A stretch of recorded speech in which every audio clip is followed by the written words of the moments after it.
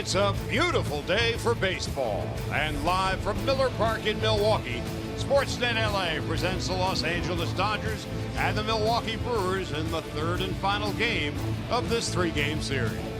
Hi again, everybody. Charlie Steiner, Oral Hershiser, Joe Davis back with you tomorrow when the Dodgers return home to host the Washington Nationals. So far, a very good road trip. Possibility of being a great road trip. The Dodgers have taken the first two of this three-game series with two remarkable games. Yeah, just insta-classics almost. The Dodgers with their first game performance. It was the pitchers, the strikeouts, 2,000 for Clayton Kershaw, now up to 2,010, but the relievers pitched in and got 26 strikeouts, a record for the Dodger franchise, and then that laid way for the tying home run and the 12th inning home run that they took the win. And now the next game, Chris Taylor, set up by some poor pitching, but also the offense came through and rescued them. And today, Chris Taylor is rewarded with hitting in the three-hole. Well, today also the Dodgers can make this a very successful road trip, winning 5 of 7. They go home with a winning record no matter what, 4-3 as they look to sweep the Milwaukee Brewers. Kenta Maeda's on the hill, and he's going to be facing Zach Davies. It's the Dodgers and the Brewers in the third and final game. And then the Dodgers are homeward bound.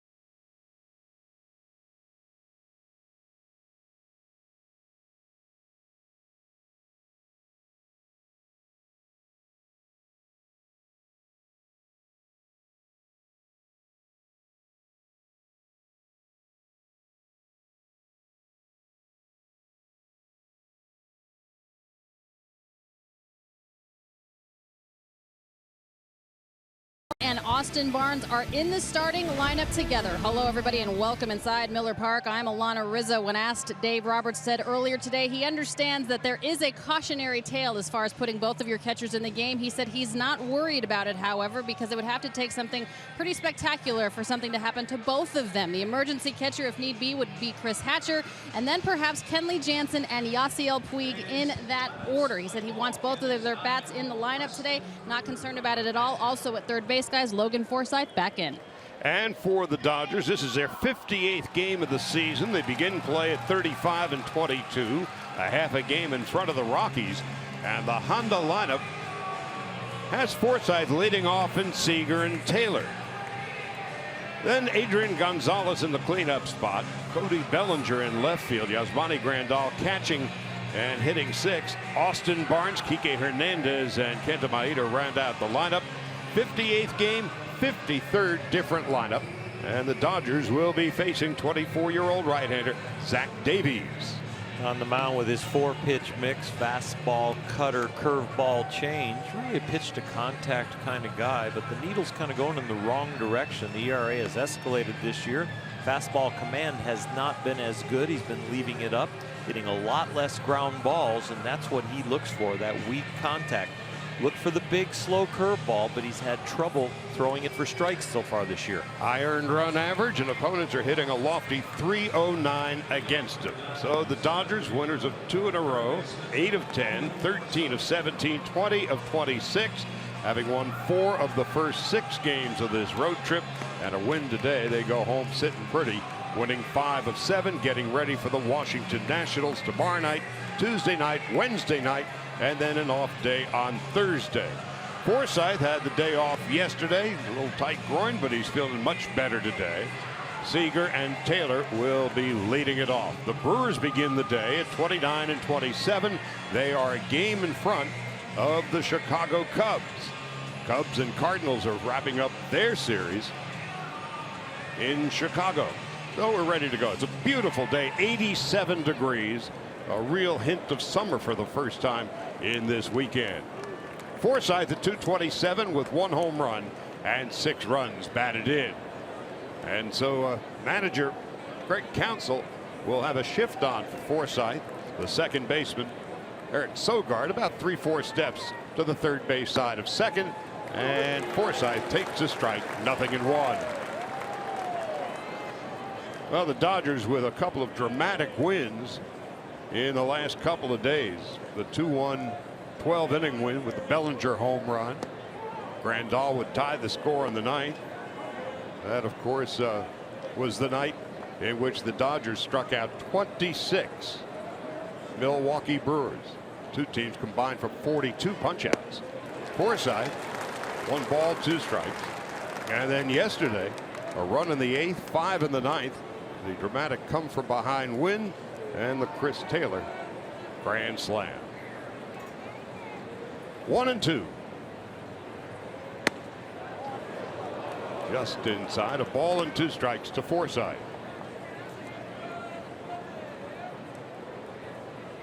Two dramatic games, each around 4 hours, and a lot of drama in both. And a ground ball to short. Arcia picks it up, throws low, and it gets past Aguilar.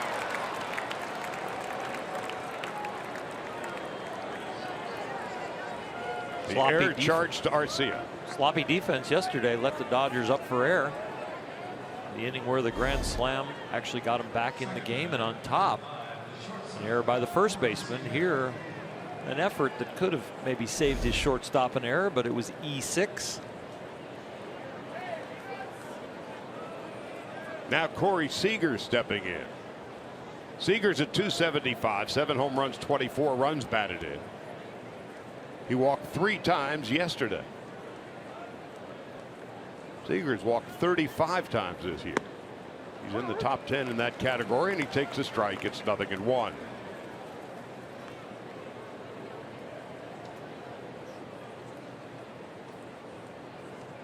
Taylor on deck.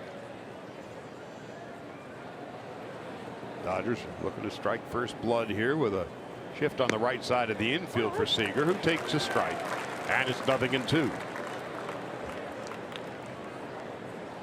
Seager with his walks has a .384 on base percentage. The unanimous selection rookie of the year in the National League last year. On 0-2. High and inside, 1 ball, 2 strikes. Davies not afraid to pitch inside. Did the Forsythe, showing Seager the fastball in right there. Davies long and lean, 6 feet and about 155 pounds. On 1-2, shift on the right side of the infield. Seager down on strikes. Well, yesterday, Chris Taylor, one of the dramatic moments of the season. 8 home runs on his career now, and 3 of them are grand slams, and there was nothing bigger than that one. What a comeback for the Dodgers. And for the second time with the Dodgers, he is batting 3rd in the batting order. So now on the year, he's at .328, 7 home runs, 23 runs batted in. Forsythe leads from first, and Taylor takes low and outside, 1 ball, no strikes.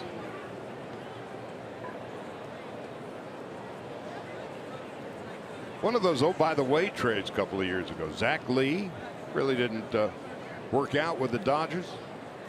Chris Taylor, at that point considered a utility man type of player, has had a breakout year. Takes outside, 2 balls and no strikes. Really a work in progress from the end of last year to this spring training with Chris Taylor, and then continuing on through spring, and now with the remake of his swing. You'll see the little buggy whip in the hands as he tilts the barrel of the bat towards the pitcher before he goes to launch the bat. Feels like it gives him tremendous more bat speed. 2-0 to short. And Taylor's speed keeps the Dodgers out of the double play.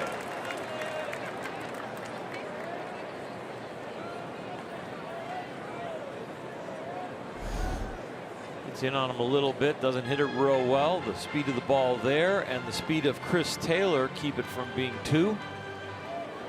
Really good hustle. A guy who hit a grand slam could be a little disappointed hitting a weak ground ball, but he doesn't give up on it. Keeps the inning alive. Taylor, inevitably the first step out of the batter's box, he is gritting his teeth. He goes into overdrive on the first step. Here's Adrian Gonzalez at .262 with a home run and 21 runs batted in. By now you know his prowess here at Miller Park. Takes low, 1 ball and no strikes. Dodgers with 7 stolen bases yesterday. Franchise record is 8. They're very close to that, but there's a lot of information on the opposing pitchers. Davies has a very good move to first. He's picked off a couple runners this year. Pena's got a good arm and a toss to first, and back with the head first slide is Chris Taylor. But yesterday the Dodgers ran on Jet Bandy. 7 bases, 7 for 7. Most steals since 1999, and it was against Milwaukee then too. The 1-0, Gonzalez fouls it into the dirt.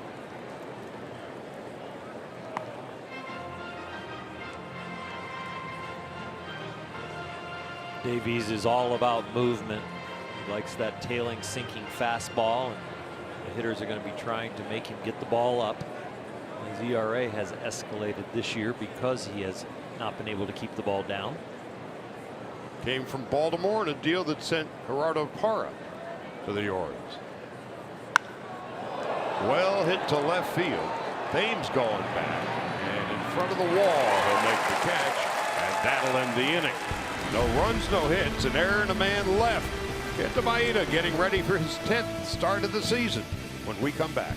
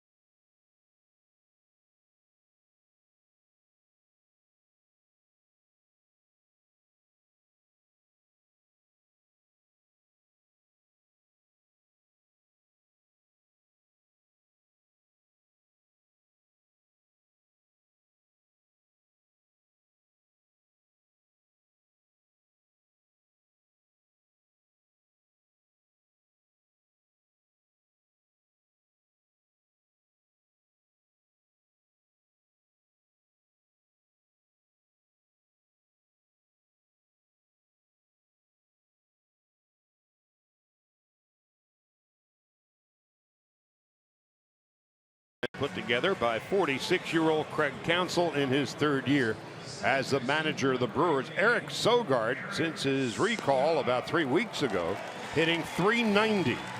Then it'll be Eric Thames, who had the great April and the so-so May. Jesus Aguilar and Travis Shaw, Domingo Santana. Manny Pena back behind the plate as he was on Friday night. Keon Broxton in center. Orlando Arcia, the shortstop. Zach Davies pitching and batting ninth against the 28-year-old right-hander Kenta Maeda. Big first inning for Kenta. He has had trouble in the first, coming out of the bullpen and shutting down the opposing team early. After those rough first innings, he settles in, but looking to get off to a very fast start here against this young Milwaukee club. Sogard, a couple of home runs, 8 runs batted in, starting at second base today, and he takes a strike. It's 0-1. Thames and Aguilar to follow. Dodgers yesterday with their 16th comeback win.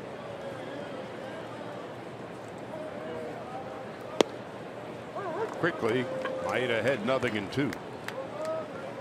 Only the Arizona Diamondbacks have had more comeback wins than the Dodgers. They have 19.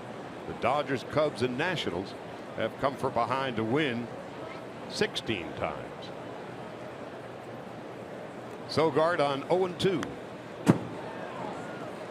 The Brewers, on the other hand, they've had the lead in 48 of their 56 games. That's the most in the National League, including their last 9. But in those last 9, they're 4-5. Dave Roberts at the beginning of the season really admired the team's character as they had some come from behind wins, but now as they continue to do it throughout the season, it's pretty much this is who we are. Sogard fouls it back. Complimenting his guys on never giving up and really playing with that grit and determination that Dave played with.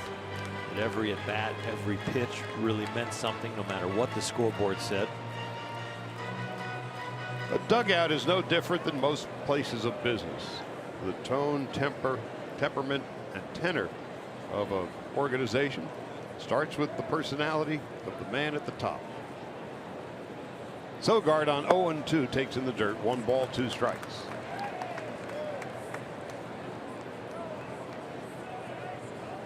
Dodgers with their 35-22 record, a season high 13 games over 500. 21-8 at home and 500 on the road. Sogard on 1-2.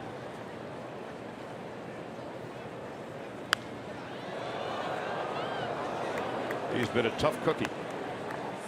He really has a good eye and knows his strike zone and then can fight off those pitchers' pitches.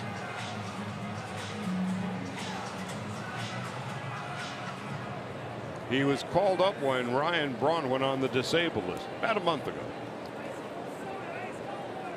And by and large a utility player, but he's hit .390. And the 7th pitch of the first at bat. Maeda taking too much time, and so Sogard getting permission from crew chief and home plate umpire Sam Holbrook to step out for a moment.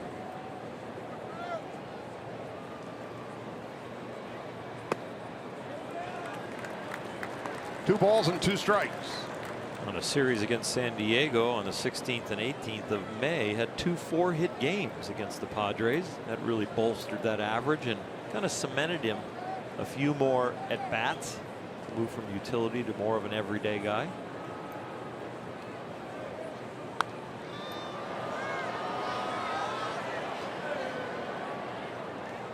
And the at bat goes on. Working that pitch count up already. Here, the first hitter, Kenta Maeda, trying to have a quick first inning. Might do it as far as the outs are concerned, but as far as the pitches are concerned so far, it's really making him work. Most hitters strike out more often than they walk. Sogard has walked 14 times and has been struck out only 3. And this at bat is showing why. That's a little different from the rest of their lineup. 2 balls, 2 strikes. Call, strike 3. So it was a lengthy battle, but Maeda won it after 9 pitches. Well, 14 walks, now 4 strikeouts. Little backdoor cutter that just catches the outside edge. 1 down, 2 to go to escape these tough first innings for Kenta. Now Eric Thames coming up. A couple of years along the PCH. Thames hit .345 with 11 home runs in April. Went around, according to third base umpire DJ Rayburn, and it's 0-1 after the great April where Thames is on the front page of all the sports sections. Certainly did go around. In May, Thames dropped to .221 with 3 home runs. That after 3 years in Korea. The shift on the right side of the infield. Riding high in April, shot down in May. Aguilar on deck, and the 1-1. 1 ball, 2 strikes. Thames came over from Korea and really put a lot of good work in over there. Also really got into the strength training. As you see the muscles just popping through his jersey. He actually had to back off on some of his workout routines because he was seizing up on the field from the workouts he would do so hard and then get a little dehydrated. Just outside and low. He backed off to not really building strength as much as just trying to maintain now in season. Kenta Maeda, in his last 5 starts, the Dodgers have won all of them. Personally, he is 3-0. The 2-2. Fly ball, well hit, deep and gone. Eric Thames with his 15th home run of the season. Kenta Maeda gives up his 9th, and the Brewers take a 1-0 lead. Howdy Pitchcast says this ball is up, I'm sure. Yeah, a breaking ball that doesn't make it back. The 5th pitch of the at-bat, there was a hanger. Thames showing his strength to right center. This ball clearing the wall.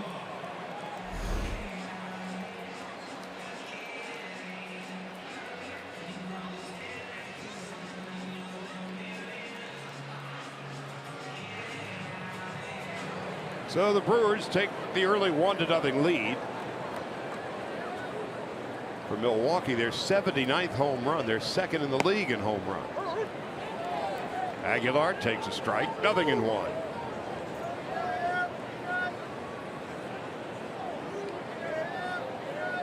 It was a long day for Aguilar yesterday.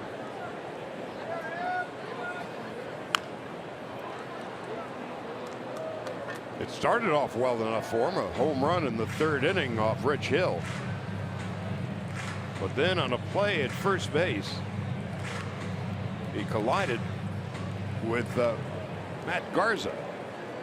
Caught him right on the right shoulder. Garza would stay on for a couple of more batters and then would have to come out of the game. Now the 0-2 went around. He's done. 2nd strikeout for Maeda. But in the dramatic 9th inning comeback, 1 on, 1 out, Randall bounced to first, and instead of just jogging to the bag to get the 2nd out, he tried to go for a 3-6-3 double play. The throw hit Seager in the back. That opened the door for a 5-run dramatic come from behind win for the Dodgers. Now Travis Shaw, who hit a grand slam yesterday. See, there were grand slams all over the major leagues yesterday, including Albert Pujols in his 600th. Chris Taylor with the game winner. 7 of them around Major League Baseball yesterday.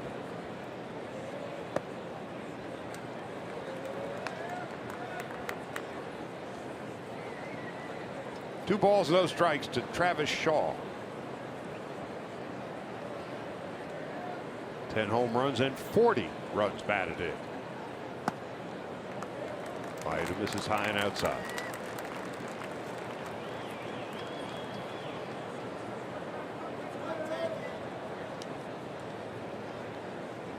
9 home runs in 49 innings given up by Maeda, who delivers a breaking ball for a strike, and it's 3-1.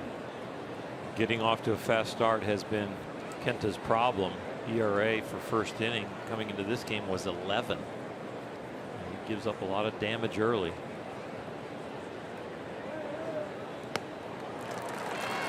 Shaw takes a walk.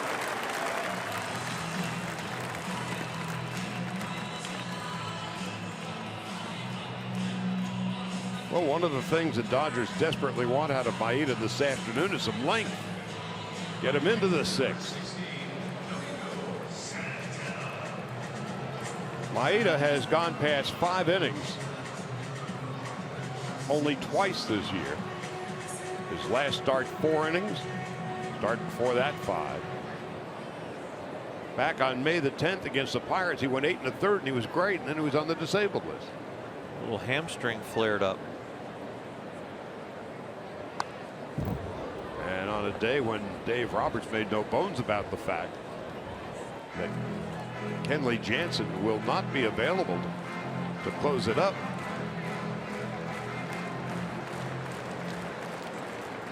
Kenley Jansen has as much chance today as being the backup catcher should something happen to Grandal as he does closing the door.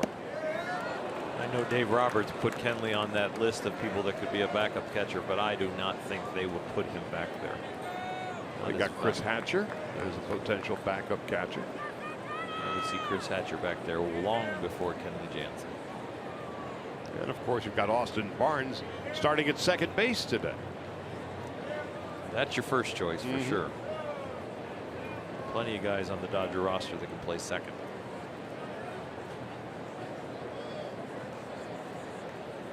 Barnes making his first start at second base this season. 0-2. 1 ball and 2 strikes to Domingo Santana. Santana in game 1 hit the blast off of Clayton Kershaw, the only run off of Clayton, with his 14 strikeouts, where he career total is now 2,010. Inside. That was quite a game to watch, that game 1. With all those strikeouts and the pitchers just mowing each other down on both sides. Was there 40 combined? The 2 teams? 42. 42. Wow. 26 by the Dodgers, 16 by the Brewers. The 26 strikeouts that the Dodgers recorded on Friday night, National League record, tied the Major League record. And the 42 combined strikeouts between the 2 teams, the most in National League history. Outside, 3 balls and 2 strikes. That last pitch is a big pitch for Kenta that he needs to make an adjustment. When his slider is really breaking well, it's been a ball, and the ones that are over the plate happen to be the ones that don't break, and that's not a very good equation if you're trying to get people out. So on 3-2, Shaw, who has 5 stolen bases this year, he's got good speed, will get a head start.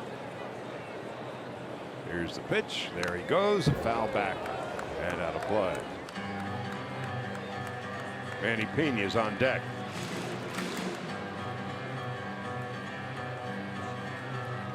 Santana, big fella, 6'5", 220.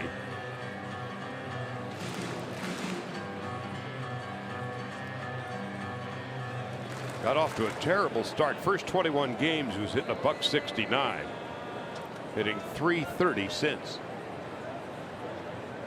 Again on 3-2. We'll do it again.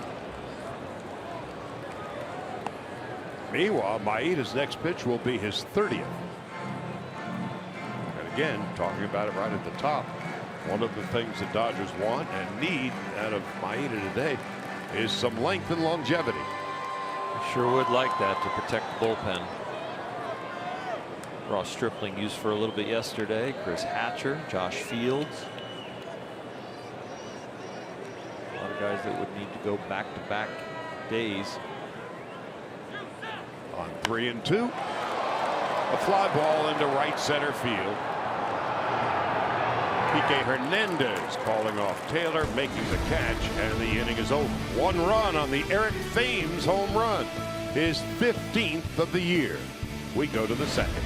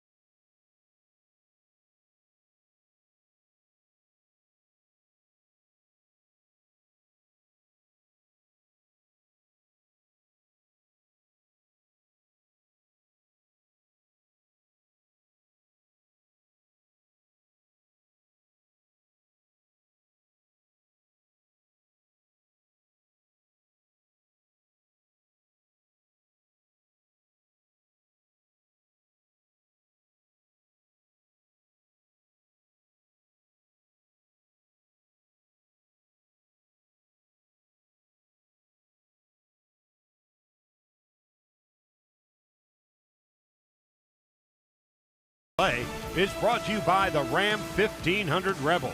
Experience the power and toughness of Ram at your local dealer. Cody Bellinger will be leading it off for the Dodgers on this beautiful Sunday afternoon in Milwaukee, to be followed by Yasmani Grandal and Austin Barnes. Bellinger at 252 takes high and away. 1 ball and no strikes. Bellinger with a big home run on Friday night in the 12th inning. Takes low. So while the Dodgers have had a great run with Bellinger in the lineup, they've also had a great run with Justin Turner on the DL. The Dodgers are 11-4 without Turner. And Justin's at least a week away. But they've rallied around their fallen third baseman, who at the time he was put on the DL was leading the league with a .379 average. They've really ham and egged it with the offense. It's a different guy every day. Bellinger's been in the middle of a lot of things. Chris Taylor, Yasmani Grandal. Drilled into right center field, and this running catch by Domingo Santana. Very good first step, and it enables him to get to it. Chase Utley got hot for a while. Logan Forsythe comes back and starts grinding out at bats. It just seems like the lineup really got long, and you can't even forget about Yasiel Puig. Not in there today, but his RBI and home run total has been outstanding. Puig yesterday, 2 hits, 2 stolen bases. He had 2 hits on Friday night. And here's Grandal. After a sluggish April, has really turned it up a notch. Conversation with Dave Roberts about getting good pitches to hit, not just being aggressive. As you see Justin Turner and Dave Roberts picking each other's brain. Ball and a strike. Grandal, since the end of April, is hitting .327. 3 home runs, 17 runs batted in. He's got an on-base percentage of .358. Combination of his offense and his defense, he's got a shot at the All-Star team. With the shift on, Travis Shaw had no chance on that little dinker down the third base line.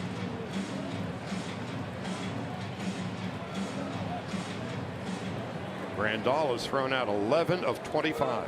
41% of would-be base stealers.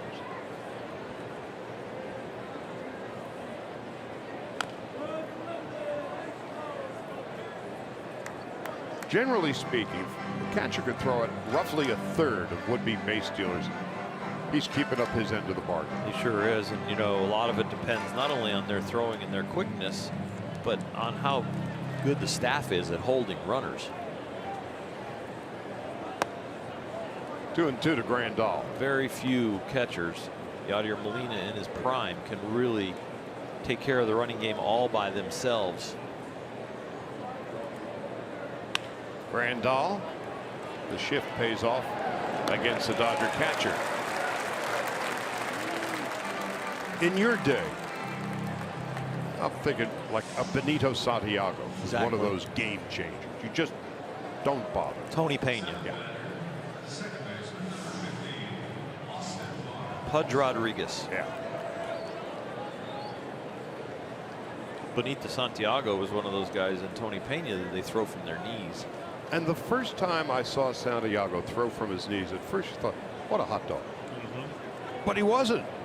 I mean, he could throw from his knees to second base. Can't tell you how many times saw him pick off a runner at first.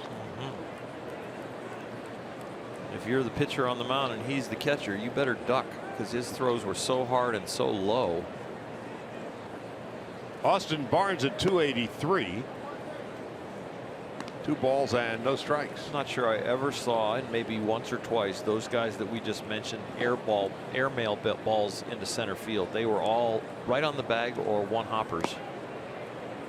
Benji Molina, the oldest of the throwing Molinas, had one of those extraordinary arms. Sound like you were talking about a trapeze act. Yeah.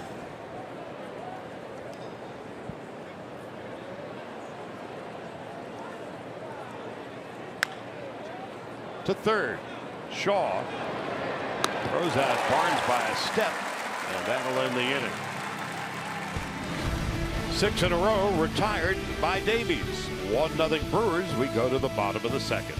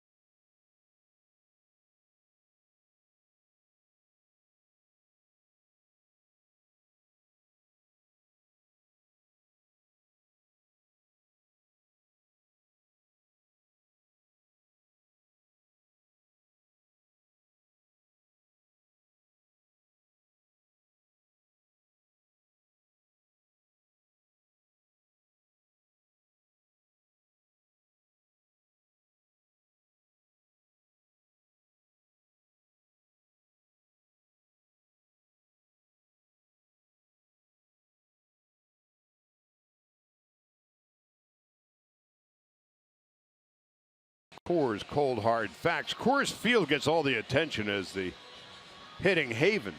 Let us not forget Miller Park. Just as many runs here as there. 305 runs have been scored at Miller Park this year. 77 home runs have been hit here. Now 78 with the Thames home run. One more than home runs have been hit at Chase Field, and more hits have been hit here at Miller Park. This is Manny Pena leading it off and taking a strike. 0-1. And on this hot summery Sunday afternoon, already 1 home run. And the Brewers with the 1-0 lead. Pena has 2 home runs on the year. And it's 0-2. When the players look at those ballpark statistics, they probably look at them in quarters, like, oh, hitter's park, pitcher's park, and then really a big time hitter's park and really a big time pitcher's park, about those 4 categories, because a lot of times, sometimes it relates to the pitching staff a little bit, the differential between the 2 places. 1 ball, 2 strikes. Coors Field up there, and the Rockies pitching staff is doing quite well so far. They have shown tremendous ability, those young arms, and the reinforcements that came to the bullpen. What's been interesting about the Rockies to this point in the year, half a game behind the Dodgers, they're 20-10 on the road. And in the Rockies' history, they have had 1 season in which they've had a winning record on the road. And that was 1 game over.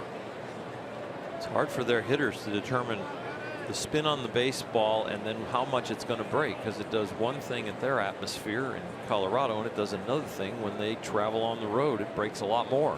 2-2 to Pena. You go around. Nope.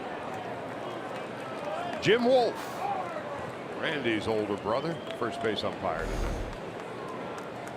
You take a look, you be Jim Wolf.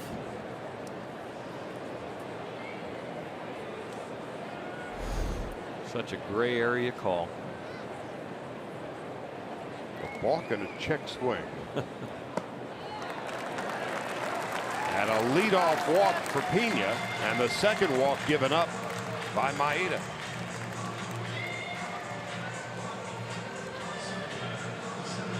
Seems like the pitchers that are having trouble with the Dodgers, of course, are having trouble with walks. Chris Hatcher, before he gave up the grand slam yesterday. Rich Hill walked a few too many again, and Kenta Maeda now with 2 already in 2 innings. He has 16 on the season in 49 innings. Now here's Keon Broxton. Leads the National League in a category he'd rather not. He's walked only 14 times while getting punched out 74 times.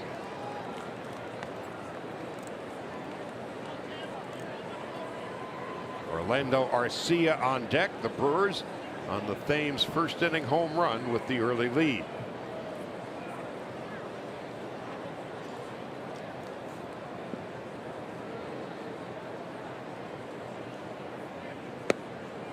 There's a strike.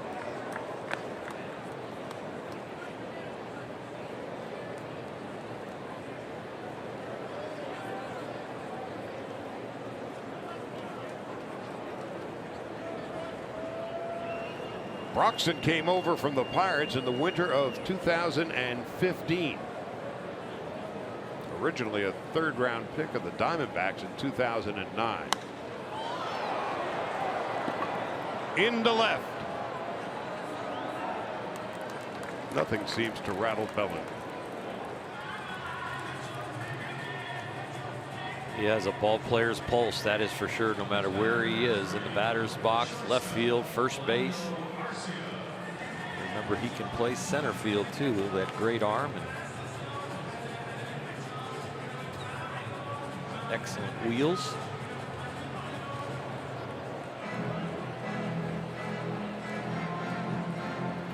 One out, one on, and Orlando Arcia coming up.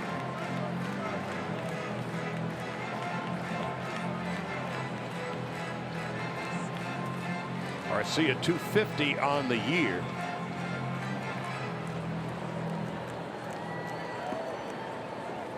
Has a hit in 13 of his last 14 games.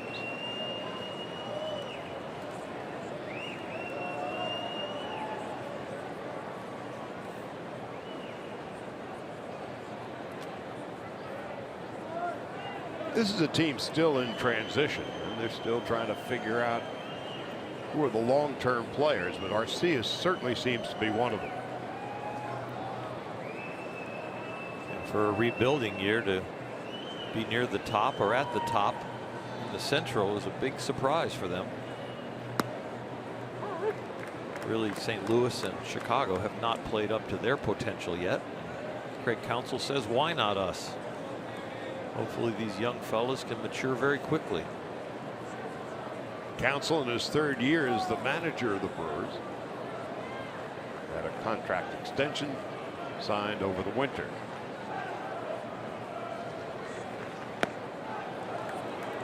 Nothing in 2 to Orlando Arcia. Zach Davies on deck. Outfield straight away for him, Bellinger, Taylor, and Kike Hernandez.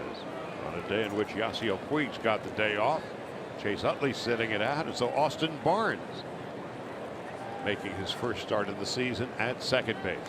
On 0-2, Arcia gets hit by a pitch. Maeda's not doing himself any favors today.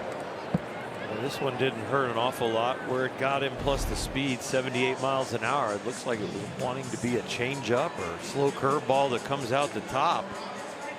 Definitely a mistake.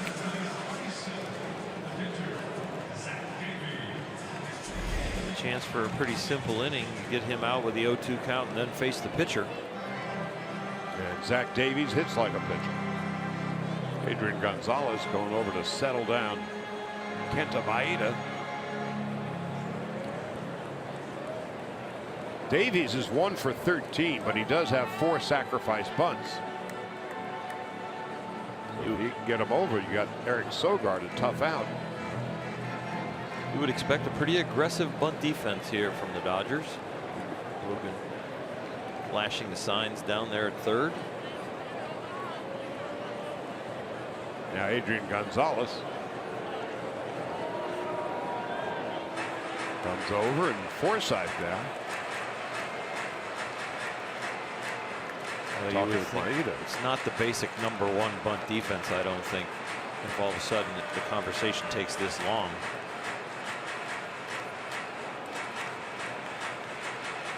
Three general plays that they usually have with first and second in the bunt defense, and then you've got some pickoffs off of those plays.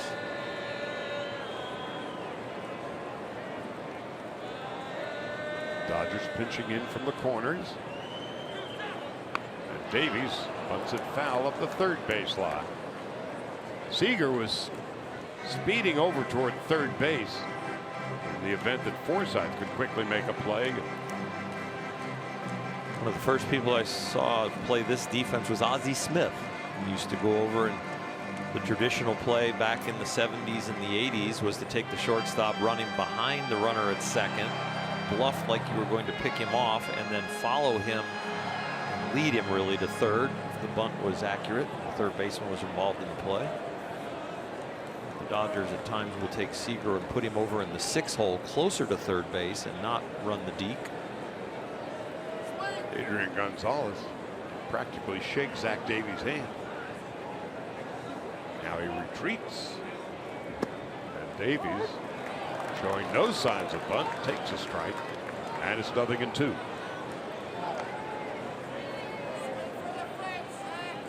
It's not only important to run the bunt defense the way you want, but have the correct pitch selection so you can protect those fielders that are being aggressive, so you don't just always throw a basic fastball to a pitcher that could butcher boy the play. That was probably part of the conversation on the hill a moment ago. Davies trying the butcher boy and fouls it off to the right.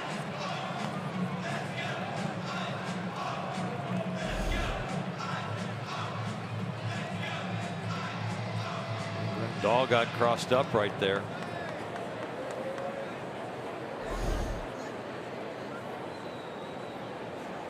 Sogard, a tough out, is on deck. No balls and 2 strikes to Zach Davies. Now Gonzalez retreats some, but he's still inside the cutout, creeping in. And Davies squares the bunt, foul. So that's a strikeout, the third for Maeda, and the second out of the second inning. In some ways, you can credit the defense for the strikeout because you put the pressure on the bunter, force him to do the butcher boy, then force him back into the bunt. A little too fine with it. So now 2 out and Sogard coming up.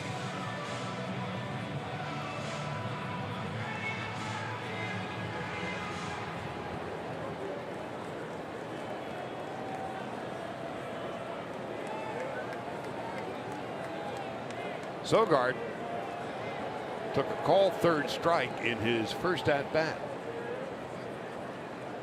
Took about 9 pitches to get him out of there.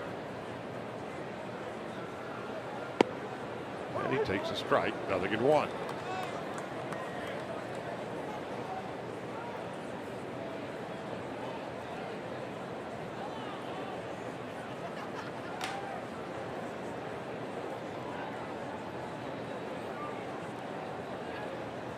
Sogard, couple of home runs, 8 runs batted in.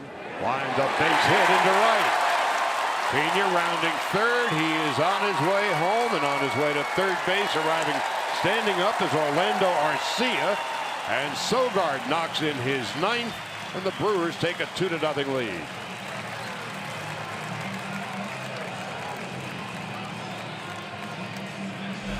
Nice piece of hitting from Sogard. Fastball away. It's supposed to be. You see Yasmani have to reach back across the plate for it, so it was right down the heart. PK gets it in, holds him to a single, and Kenta is a little bit frustrated in what's going on here with his location. Usually a very pinpoint pitcher when he's on his stuff, but right now is wandering around the strike zone. And his pitch count heading north in a hurry. This will be the 49th. Thames a home run in the first inning. First and third, 2 out in the second.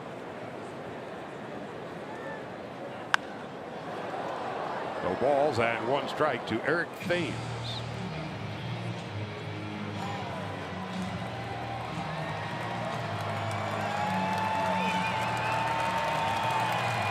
Born in Santa Clara, lives in Vegas, couple of years at Pepperdine, and 3 years in Korea.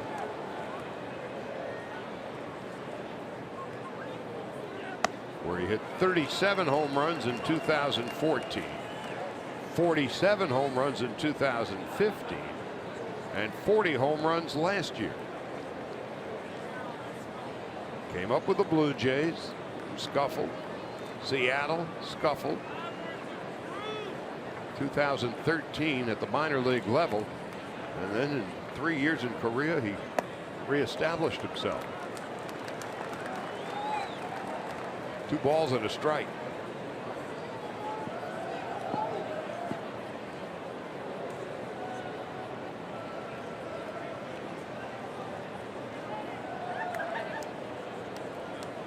Aguilar's on deck. The 2-1 on the way.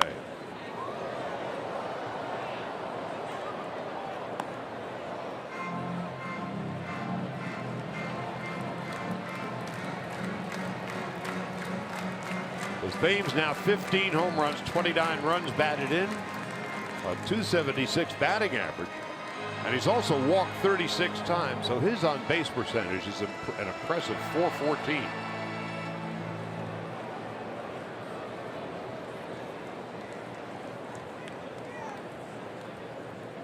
2-2, 2 out, runners at the corners.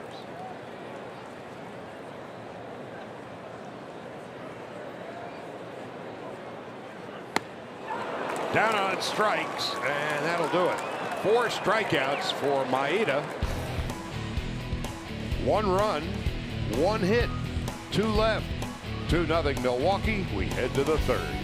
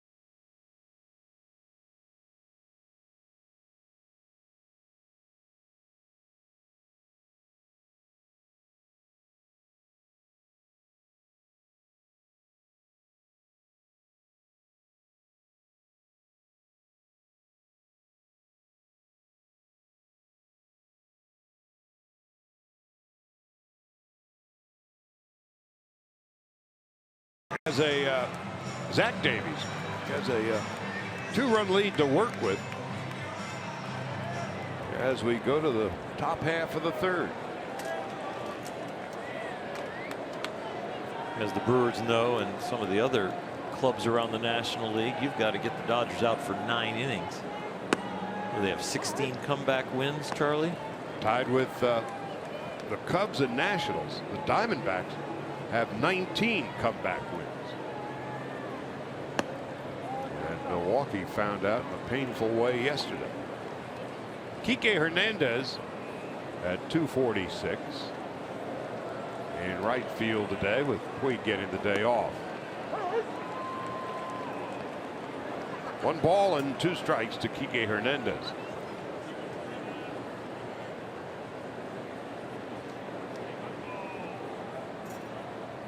And he's down on strikes.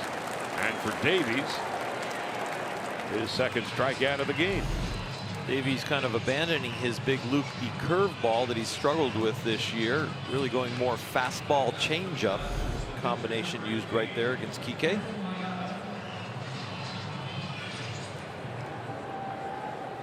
Now Kenta Maeda, a couple of hits in 17 at-bats. It's a strike, 0-1.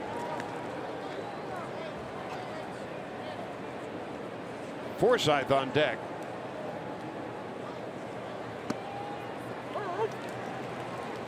Nothing in 2. Maeda in his major league debut against the Padres. Always said he'd like to hit a home run.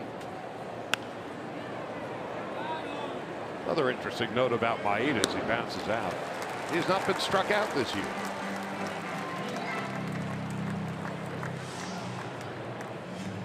MLB.com @bats, your #1 mobile app for live Dodger baseball. Stay connected with a fully customizable experience. Get Dodger home screen icons and app features, as well as game day, live game video highlights, radio broadcast, StatCast, news, and more. Download MLB.com @bat today. Now Forsythe got aboard on an error. Dodgers still looking for their first hit with 2 out here in the 3rd. Takes it back. It's a strike anyway, and it's 0-1. Corey Seager on deck. Dodgers 58th game of the season and their 53rd different lineup. And the first time they've had Austin Barnes starting at 2nd base. And so out of necessity, injury, circumstance, Dave Roberts has been juggling quite a bit this year, and at the end of the day they've got a half-game lead on the Rockies in the National League West.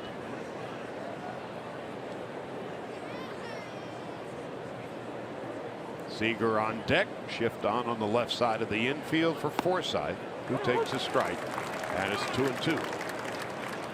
Offense about to get a little tougher with the shadow creeping in towards the hitter.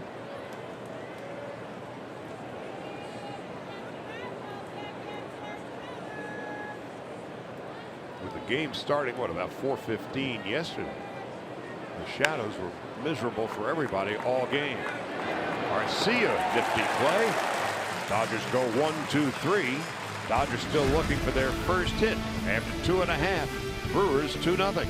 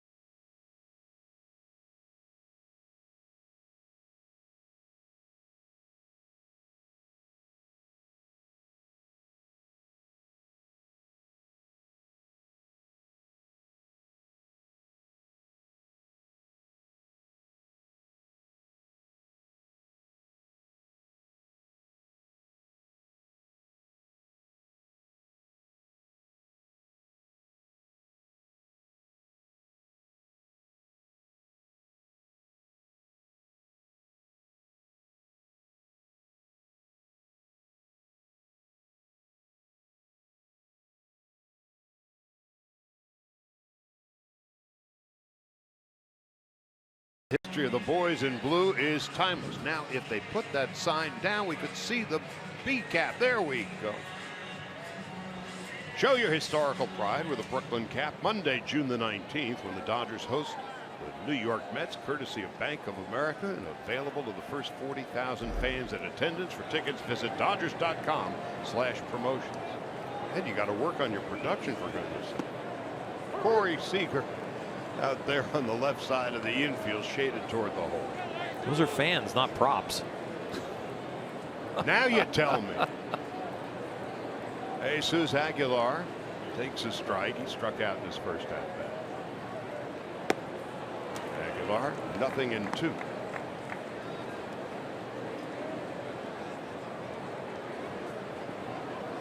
Aguilar, 5 home runs, 18 runs batted in. 6'5", 250.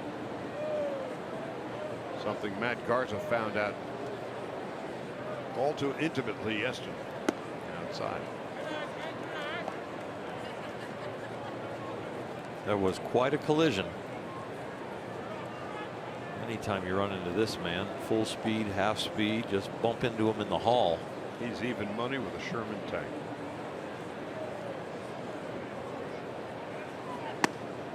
Just inside. 2-2. Brewers picked up off waivers from the Indians roster.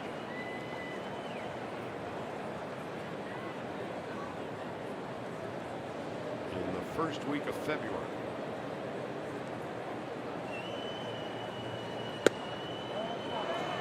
Just outside. The pitch count already becoming quite an issue for Maeda. He still hasn't retired anybody in the third. And he still hasn't. That's the third walk given up. As Travis Shaw's coming up. He's walked one an inning and hit an extra one there in the second. Just a lot of free passes. And extra pitches. Shaw walked in his first at-bat. He hit the grand slam yesterday in the 7th inning of Josh Fields. That would only set up a more dramatic grand slam in the 9th inning by Chris Taylor. Shaw, 10 home runs and 40 runs batted in. Squares to bunt into the dirt, and it's 0-1.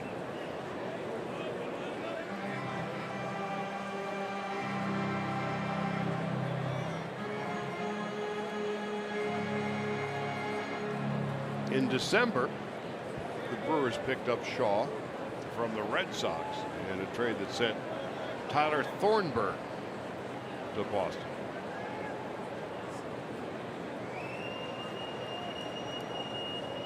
Domingo Santana's on deck. Shaw fouling it just beneath us.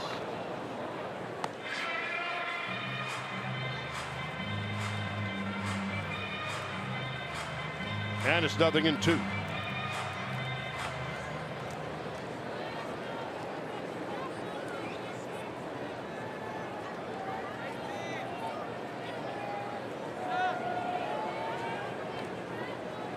Two runs, 2 hits for the Brewers. Dodgers still looking for their first hit. High.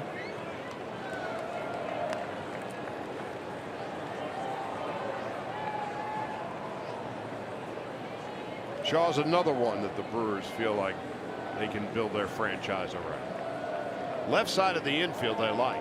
Right side of the infield is, well, a work in progress.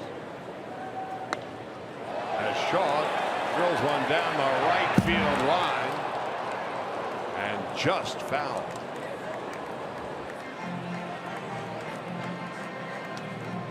Stayed back on this breaking ball, but just not long enough as he hooks it foul. It's a good piece of hitting for a foul ball. There's very limited foul territory in the corners.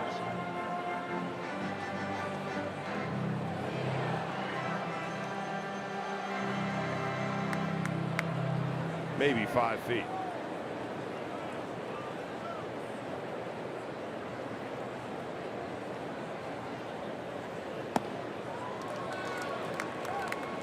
Which is 5 feet more than Wrigley Field.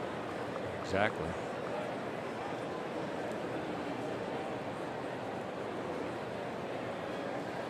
The Cardinals and Cubs will wrap up their series.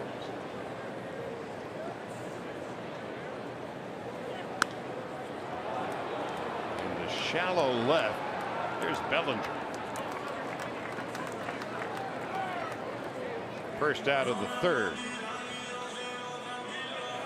It was a pitch that could help Kenta Maeda with his command. That changeup right there might get him off of some of the other pitches that he's struggling with. Good arm speed on this changeup. Gets him out in front. Takes the sting out of the bat there at 81 miles an hour.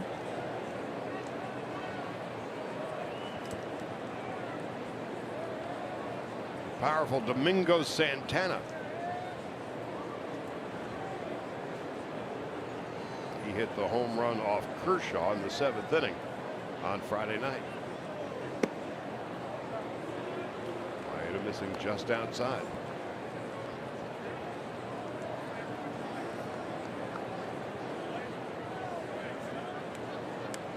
Manny Pena is on deck.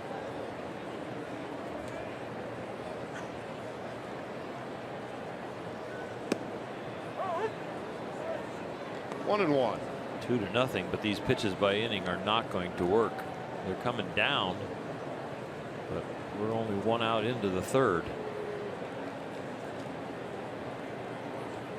Again, that's been Maeda's issue this year. Changeup had Santana way out in front. Only twice has Maeda gone beyond 5 innings. 7 against the Phillies at the end of April. 8 1/3 in the second week of May against the Pirates. After that, 5 innings or less. And again, the Dodgers' next off day is until Thursday. You've got a big 3-game series with the Nationals coming up beginning tomorrow night. The bullpen would dearly like to have a busman's holiday today.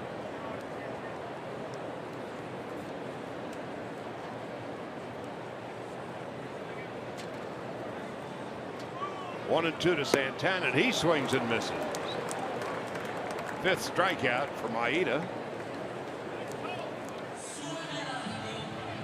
Brandon McCarthy, and how is he faring along? Well, guys, he had a bullpen session that he threw today trying to see how that right index finger with the blister issue responded. Dave Roberts said he wanted to see how he came out of that to determine whether or not he was going to actually make that start on Tuesday against the Nationals, opposing Max Scherzer. He came out of the bullpen session today and told us in the dugout that the blister actually felt fine, and he does believe he can make that start on Tuesday. Time will tell. Dodgers certainly need him to face Max Scherzer Monday night, Gio Gonzalez and Hyun-Jin Ryu. And then on Wednesday night, what a matchup. Steven Strasburg and Clayton Kershaw, a battle of 7-game winners.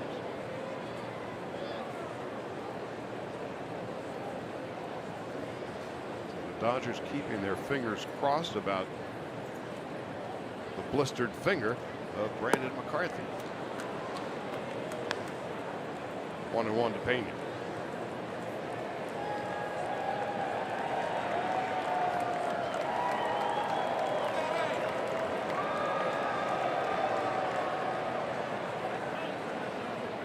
Ball a strike and 2 outs. Pena walked in his first at bat and would score the Brewers' second run on a 2-out single by Eric Sogard. Now it's 1 and 2.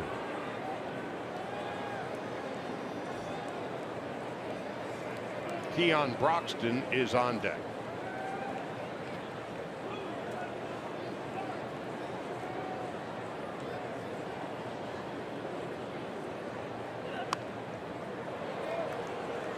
Count holds it, a ball and 2 strikes to Manny Pena.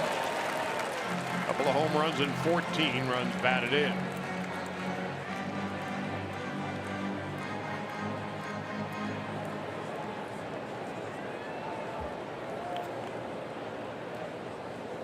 298. And a 342 on base percentage. Kenta just trying to get the Dodgers in the dugout with his first 0. A couple of tin soldiers up there so far. One in the first for the Brewers and one in the second.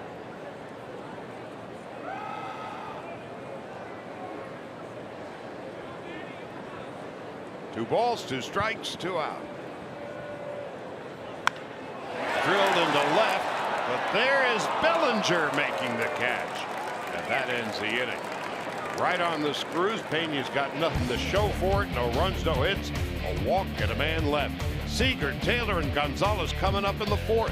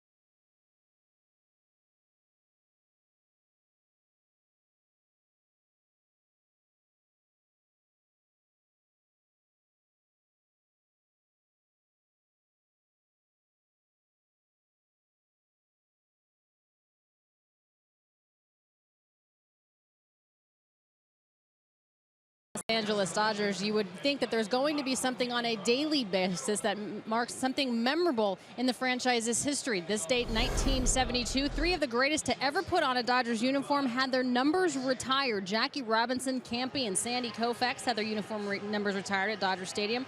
Also the anniversary, guys, of Sandy Koufax's 3rd no-hitter, the only one that he had on the road. Of course, he had 4 when he fanned 12 Philadelphia batters in a 3-0 win on June 4th of 1964. And then on this date in 1990, Ramon Martinez struck out 18 Atlanta batters in a 6-0 win over the Braves, tying Sandy Koufax's Dodger record. And how about that ceremony 45 years ago at Dodger Stadium where 42, 39, and 32 were retired. Jackie, Campy, and Sandy. And here is Corey Seager, a little roller. Davies. That's the first out on the first pitch of the 4th.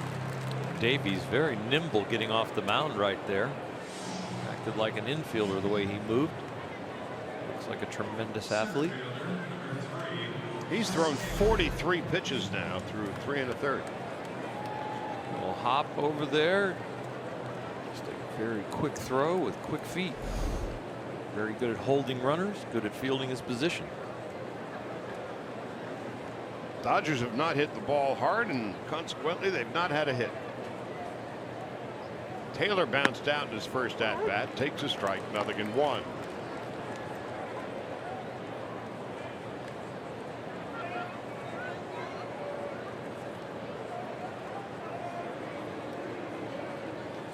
Outside.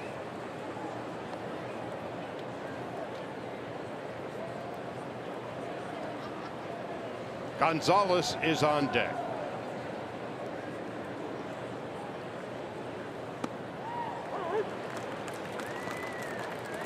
One ball, 2 strikes to Chris Taylor. A little harder pitch to pick up now that the light is on the pitcher and not on the hitter. Pick up that curveball spin. Out on strikes. Davies' 3rd strikeout of the game. The Dodgers look a little dazed against the thin right-hander. One high curveball for a called strike and then come right back with it with the low one to get the swing and miss. almost unfair when you can make the ball change that much with the lighting as an issue.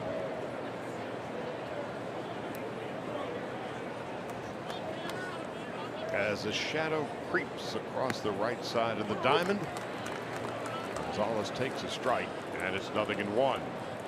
Adrian flied to left in his first at bat. He's at 260 with a home run and 21 runs batted in.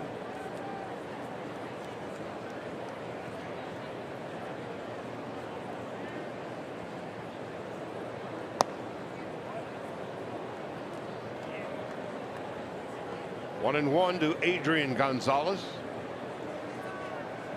a career .413 hitter at Miller Park.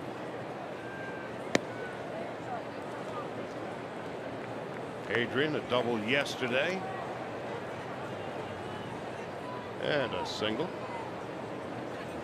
He had 2 hits on Friday night.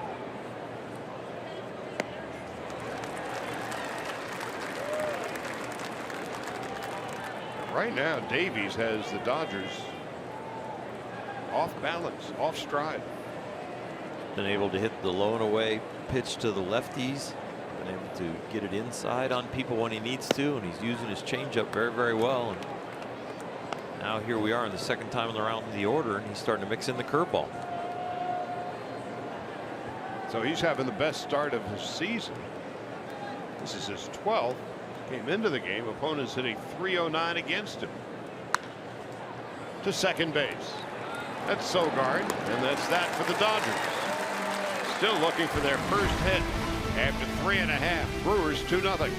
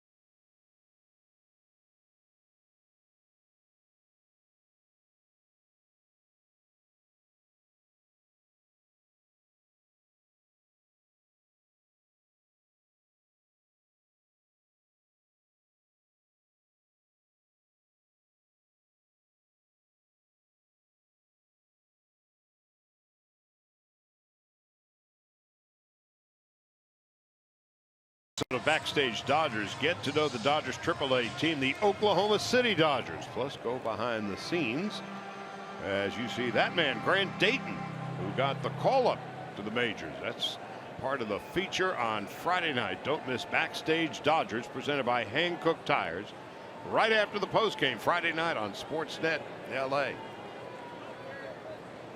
Keon Broxton takes high and away, 1 ball and no strikes. Broxton flied to left in his first at bat. Orlando Arcia and then Zach Davies.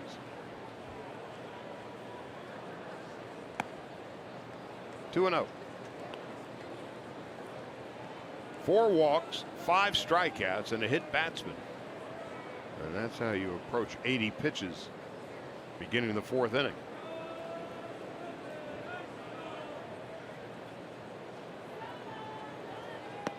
There's a strike.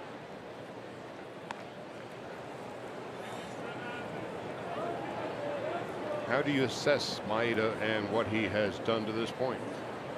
Very erratic. really has set the table. Has not gotten hit that hard. I know the home run was there, but other than that, just not around the plate enough. The trouble he's had to pitch out of is really his own doing.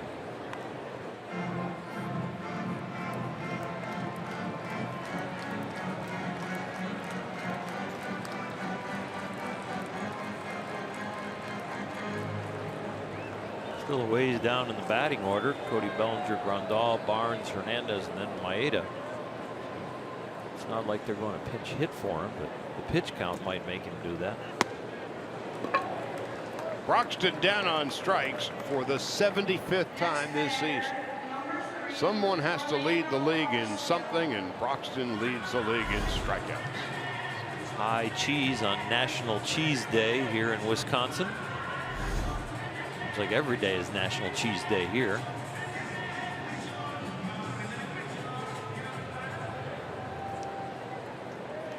Not to mention a brat and a beer. Orlando Arcia hit on the hip in his first at bat. Fouls it out of play, and it's 0-1. That was on an 0-2 pitch. A huge mistake from Kenta. And it would cost him. Because with 2 out, first and second, Eric Sogard singled to right and gave the Brewers their second run of the game. Brewers scored in the first inning on Eric Thames' 15th home run of the year. So it's 2-zip. 1 out in the bottom half of the fourth.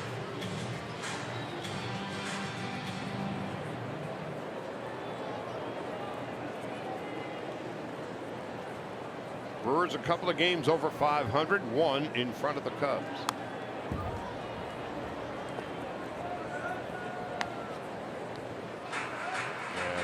Game and a half in front of the Cardinals.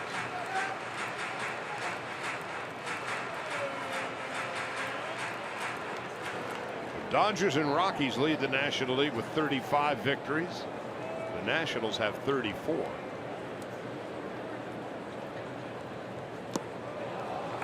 Arcia down on strikes. Grandal finishes off the strikeout with a throw to first. Here's 2 out. Maeda's 7th strikeout. Walked some guys, hit a guy.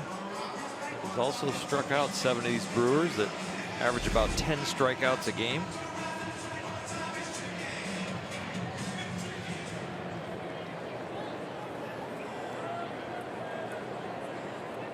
Coming into the game, the Brewers have struck out more than any other team in the National League by a lot. Here's a strike, 0-1. The Brewers have been struck out 548 times, including 26 on Friday night. You wouldn't want to be their hitting coach, would you? Darnell Coles, what a birthday present they gave him. He turned 55 on Friday night, and his team presented him, well, it wasn't exactly a cake.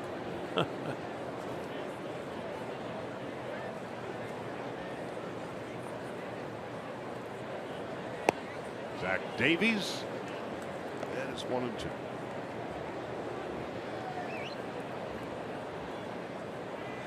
Average about 10 strikeouts a game. So they basically give away 3 1/3 innings. Outside and low. And it's 2-2. Well, in one area, the game has changed. The stigma of the strikeout isn't what it once was. Maeda thought he had strike 3. Pitch cast has it as a low and away. Oh, that was a strike, just barely. Sam Holbrook in his 17th big league season calling balls and strikes. And Davies lines one foul. Oh, what a play by a fan leaning over the tarp. That's why you bring your glove. Nice play right here. Oh, just gets in the way of the other guy's bare hand. Makes a nice catch. 3-2. Chopper to third. In comes Forsythe. Davies can run. Out by a half a step. And the inning is over. Nothing across. 6 in a row now have been retired by Kenta Maeda. 2-0 Brewers. We head to the 5th.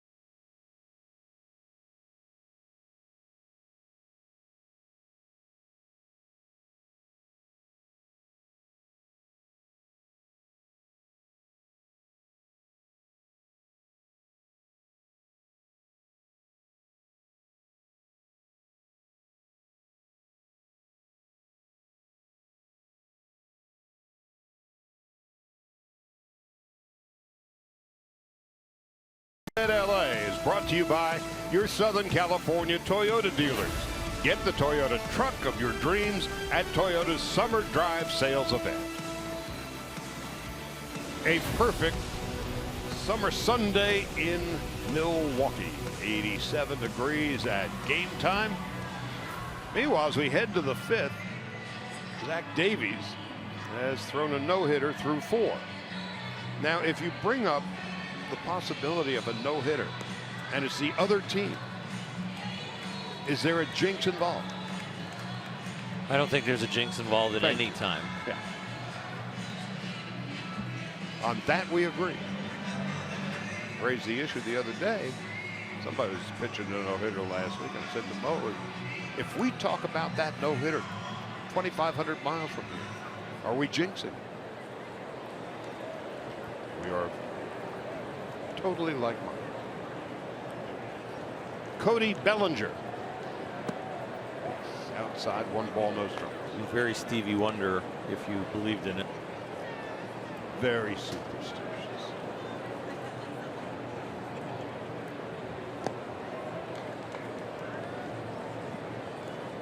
Now, what about on the bench?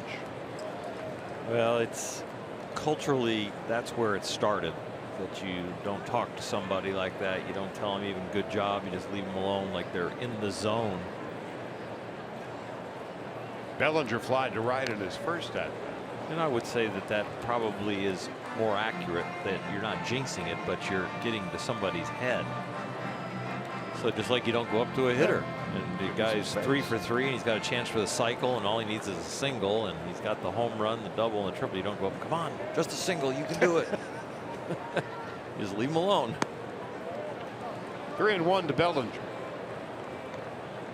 And then there are other pitchers. I remember when Josh Beckett threw his no-hitter in Philadelphia. He was talking to everybody. The police officer in the dugout that was there to guard him was sitting next to him the whole time talking about it. 3-2.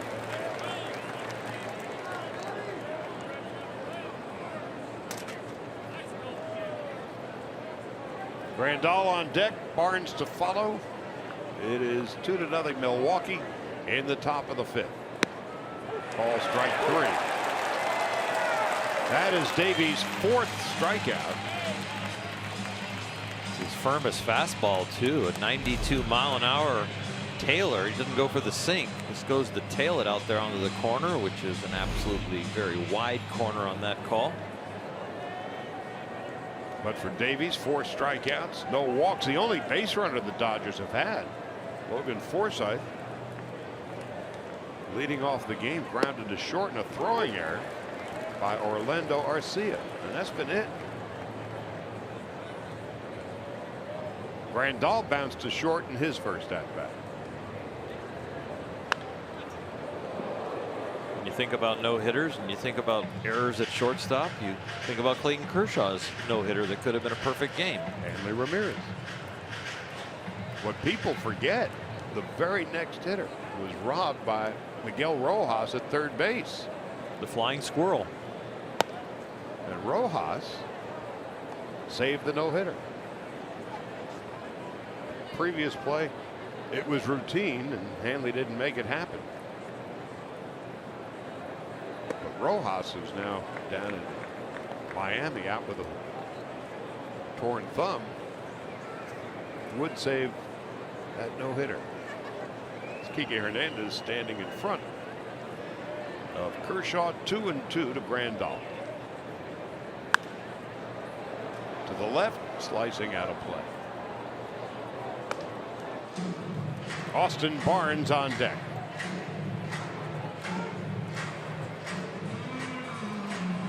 It's getting closer to being fair as far as the pitcher-hitter relationship, with the shade now encompassing the mound and home plate.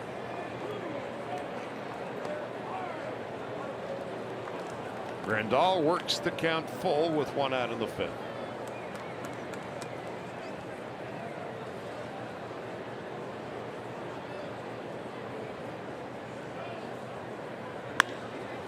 Up the middle. It's not going to be made by Sogard. And they called it a hit right away. So we officially did jinx it, Charlie. Well, it's National Cheese Days. Approximately the same place that Yasmani hit his first ground ball. It was 4-3, but it was over there. That one was on the left side of second base. Garcia has to backhand it. He might have had a shot at him if he got it cleanly and slid and popped up. Official score called it a hit right away.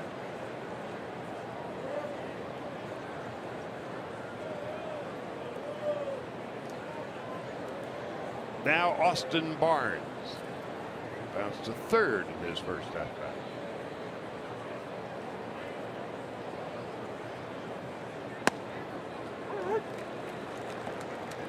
And at what point in a game does a no-hitter become a no-hitter? I think if you get it through 6. So many pitchers have thrown hitless ball for 3 innings that all of a sudden it becomes a possibility. Well hit to right, and there's Santana. He's made a couple of terrific plays in this series.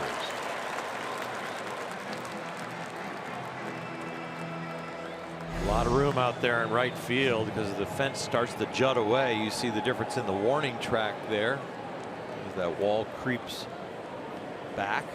It's a very nice play. 2 gone, and Kike Hernandez stepping in. Hernandez struck out in his first at bat. 2 runs and 2 hits for the Brewers. Grandal at first, the only hit of the game for the Dodgers to this point.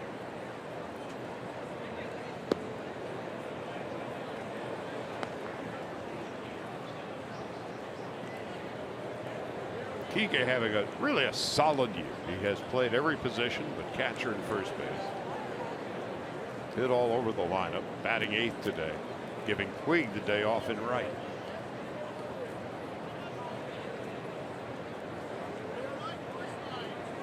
Or half a day off. He's on the on-deck circle. And that'll be the end of the line for Maeda. And again, we were talking about it earlier, the pitch count. The effectiveness was here and there, and 2 runs over 4 innings is not really that bad if you get to continue, but the pitch count looks like it's going to stop him if Hernandez can reach.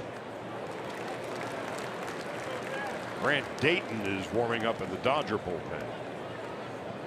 Brewers will have the top of the order in the 5th.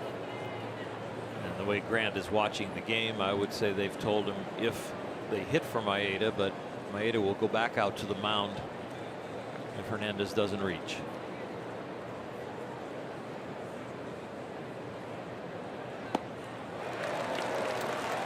Two balls, 2 strikes, and 2 out. Changing speeds very well. Davies is. That changeup right there was outstanding. From the Orioles for Gerardo Park a couple of years back.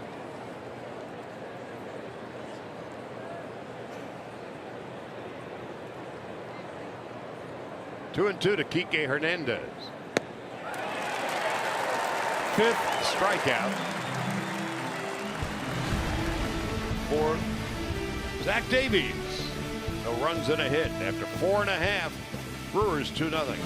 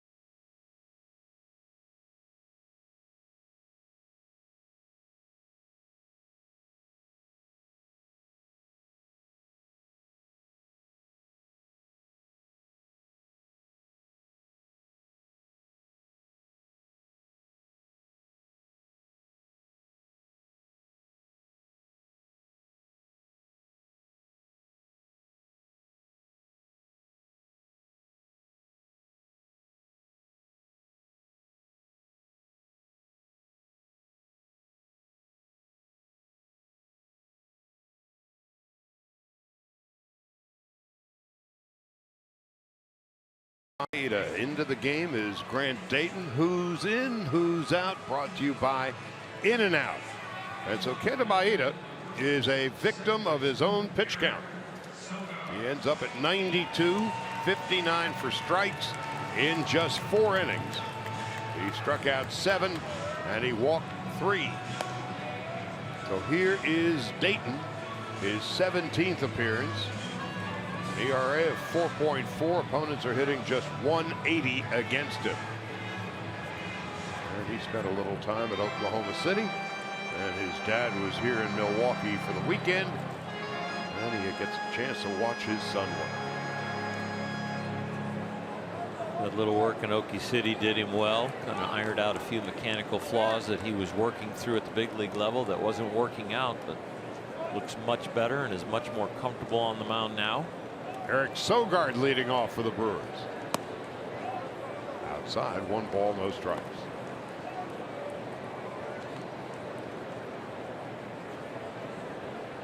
Thames and Aguilar to follow. Brewers 2-0.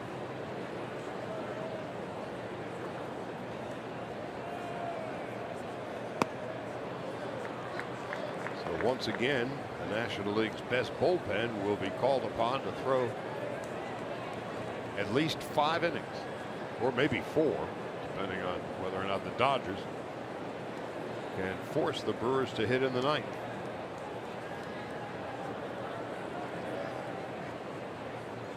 Sogard bunts it in the air. And Barnes calls off Adrian Gonzalez. I got it, you got it. I'll take it. No, Austin doesn't play out there at second base very much, so different voices in the outfield sometimes with everybody scooting around, and different voice in the infield right there. Adrian had that very easily, but Austin calling it, thought, oh, I'll call it, but maybe I need to give way. Fortunately, kept his glove in there. Well, you got a 35-year-old veteran first baseman with 4 Gold Gloves. Now Eric Thames takes high and inside. 1 ball and no strikes.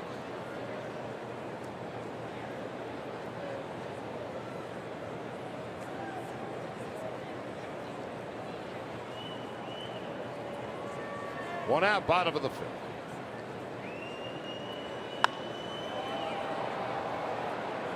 And the short left. Seager out, calling off Bellinger a couple of feet there. There's two gone.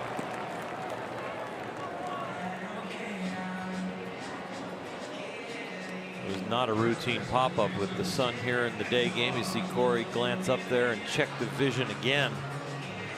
Cody Bellinger was very deep and swung around to right. Corey was in the shift position.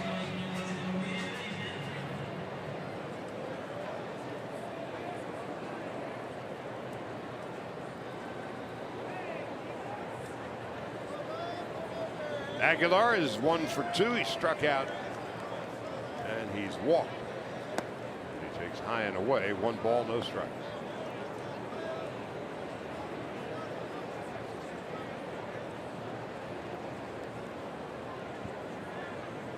Dayton, by the way, is due to lead off in the 6th.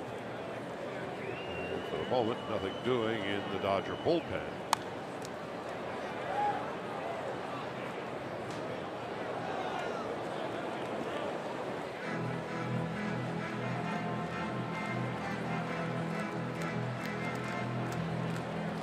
So when the Dodgers and Nationals begin their 3-game series tomorrow night,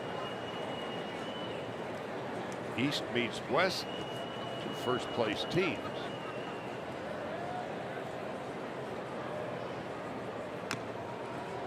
Their records are virtually identical, but the big difference in the 2 teams is the bullpen.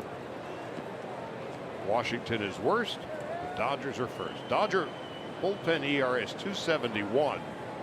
Washington's bullpen earned run average is 4.84. Opponents hitting 2.76 against the Washington bullpen, just 2.13 against the Dodger relievers. Sometimes the Achilles heel of general managers putting together bullpens. They can be hit or miss. Relievers sometimes, when they have great years, they get used an awful lot, and then the next year you expect them to repeat, but they have kind of a flat tire. The Dodgers have worked really hard in watching the workload of the bullpen. And they've been the National League's best. To the right side, a 2-out single for Jose Aguilar.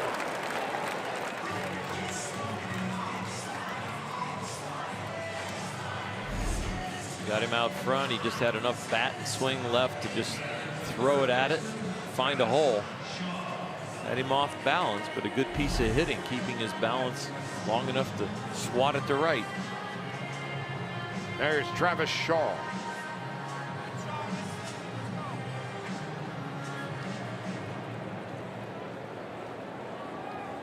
Who's walked and flied to left.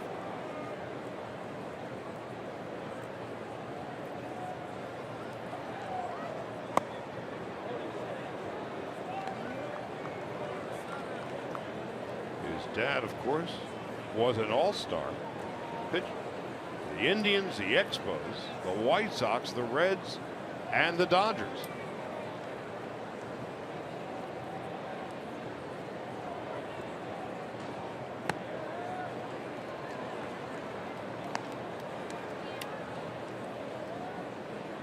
Grew up in Washington Courthouse, Ohio, where his dad grew up as a kid.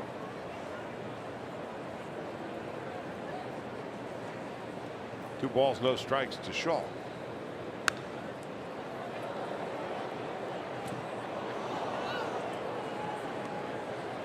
And in the 1998 All-Star game, Jeff Shaw walked into the National League All-Star clubhouse and put on a Dodger uniform for the first time. He had just been traded to Paul Konerko. And so he was representing the Dodgers without ever having played for them.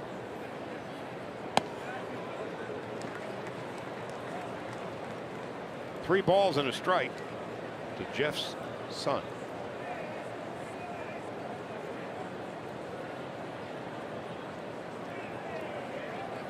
Domingo Santana is on deck.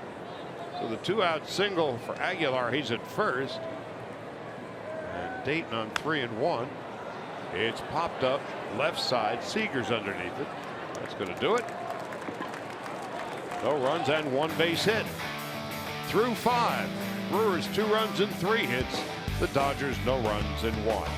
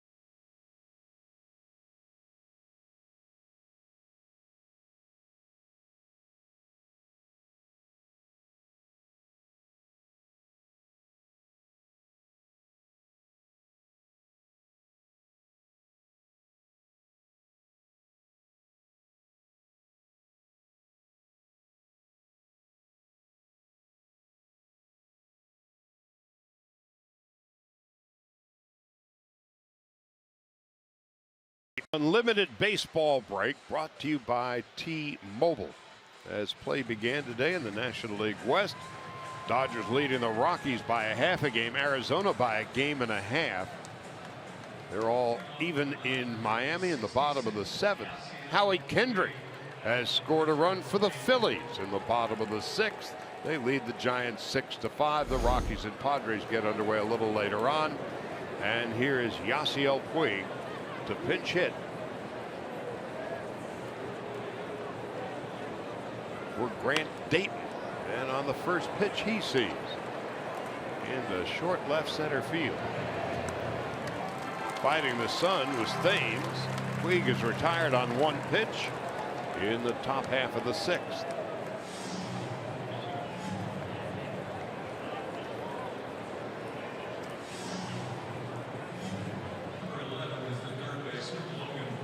Now Logan Forsythe coming up.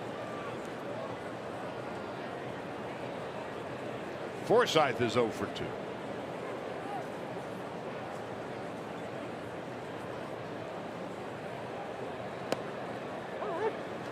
And it's 0-1.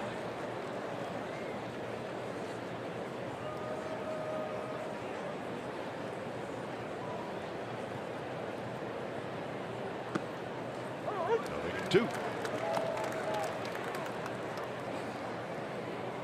Josh Fields warming in the bullpen since Grant Dayton has been pinch hit for.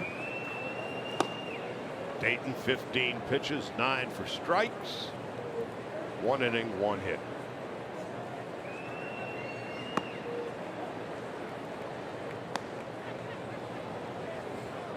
One ball, 2 strikes to Logan Forsythe. Seager's on deck.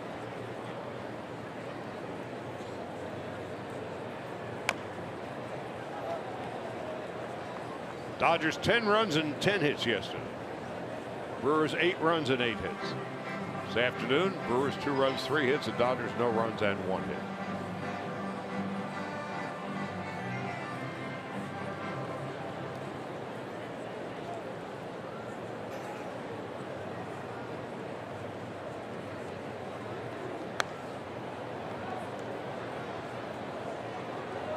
What are those numbers? And they're just really numbers. Run differential. Dodgers lead the league +87. And it's one of those, yeah, so It's nice. Most important statistic: wins and losses. Forsythe down on strikes, and that is a 6th strikeout for Zach Davies. A changeup right there. He is topped out at 92 miles an hour, and he's taken that changeup down to about 78. That differential is the possibility of a swing and miss like he got. Seager with 2 out and nobody on, and the shift against him on the right side of the infield.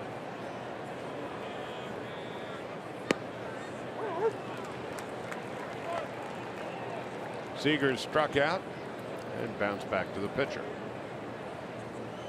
Davies, his best start of the year by far, and Seager is down 0-2.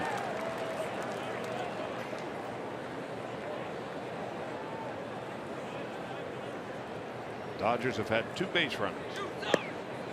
1 hit, and 1 runner got aboard on an error. 6 strikeouts, no walks for Davies, who came into the game with an ERA of over 5.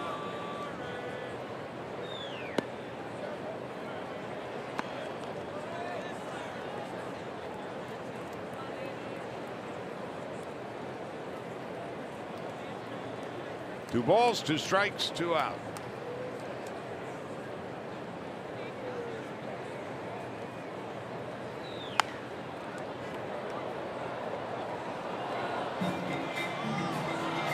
Seager at 272 with his 7 home runs and 24 runs batted in.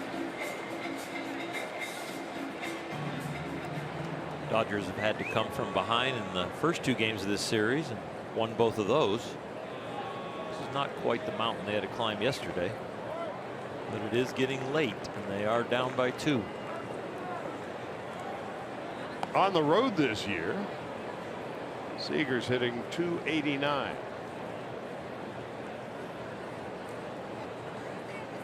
And on the trip, Seager is 3 for 19.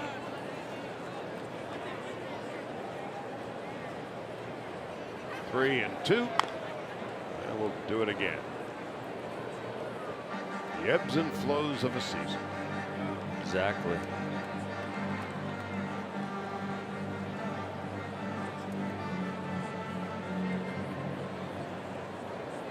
Chris Taylor is on deck.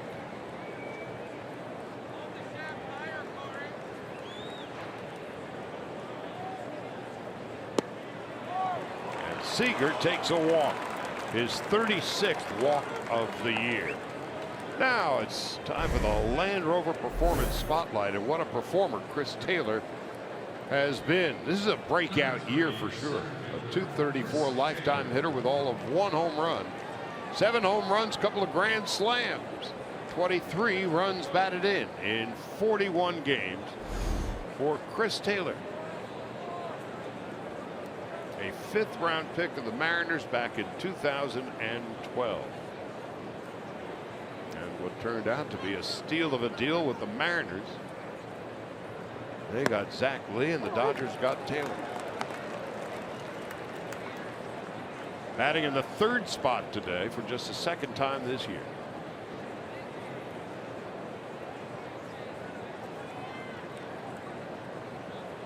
Adrian Gonzalez on deck.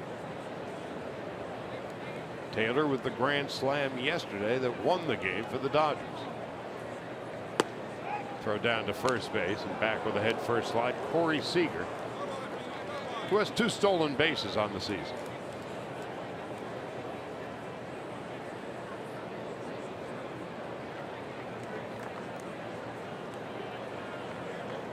Gonzalez is on deck.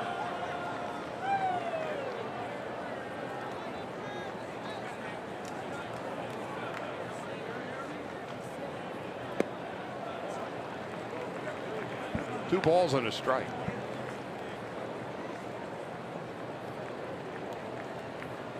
Taylor hoping to pattern himself and his career much in the manner of Justin Turner, who really emerged as a big-time player not until he got to the Dodgers. Drilled to left and foul. Justin Turner lost out in the battle in spring training as a starting job, ended up with a utility job, and got in there from some injuries and got some consistent play because he produced as a backup player, and then actually wanted him as a full-time player but couldn't really leave him out there because of the health of his legs. Then Brandon McDonald did a nice job in the offseason coming up with a workout plan, moved his family to LA, and Justin worked out with him and got to the point where he could do it all the time. To the right side. Sogard's a nice little player. No runs, no hits. A walk and a man left, and after 5.5, Brewers 2. The Dodgers have been held with just 1 hit.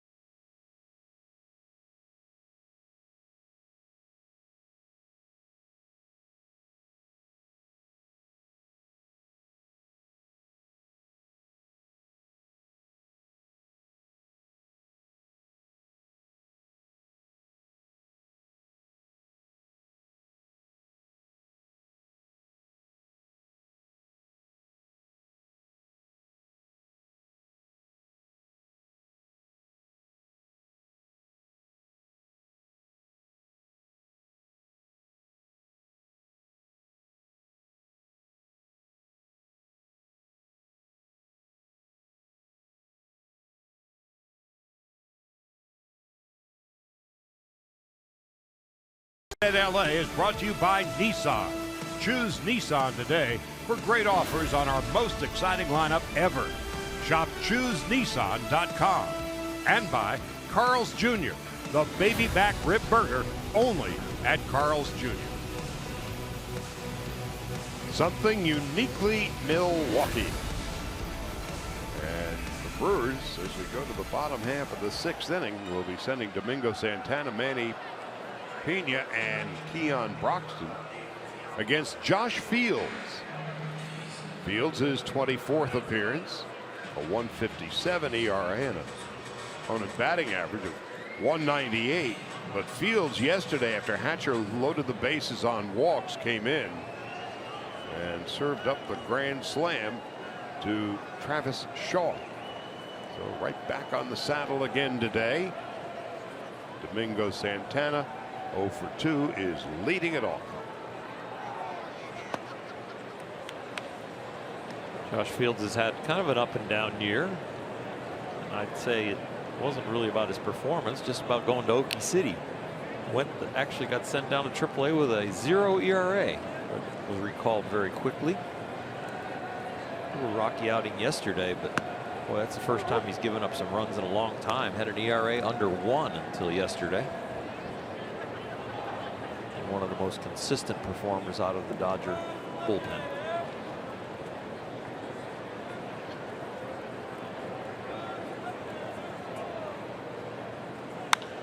Line drive. Oh, what a play by Austin Barnes. His first start of the season at second base. Makes a sparkling play. Take a look at the Volkswagen replay. Austin Barnes playing at second. Doesn't have to show his ups very much behind the plate when he's catching, but he can show them in the infield. Great athlete that could play almost anywhere. A little snow cone at the end. And Manny Pena steps in. Pena's walk, scored a run, and line to left. Brewers 2-0.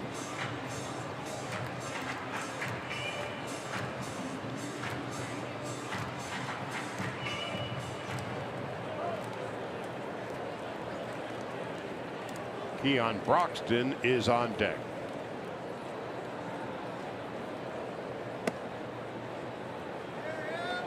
A ball and a strike to Pena.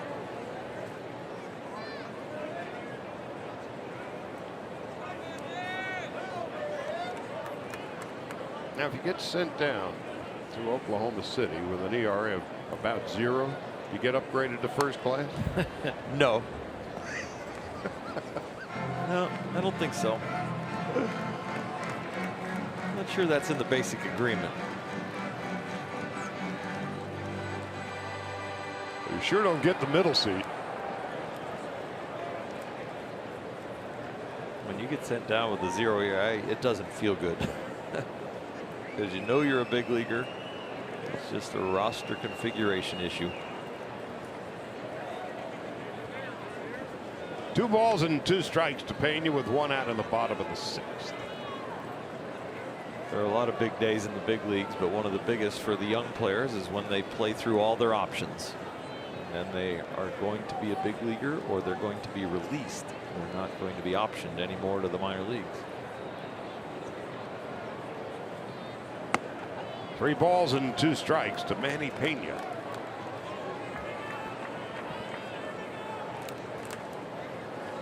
Splitting time behind the plate with Jet Bandy.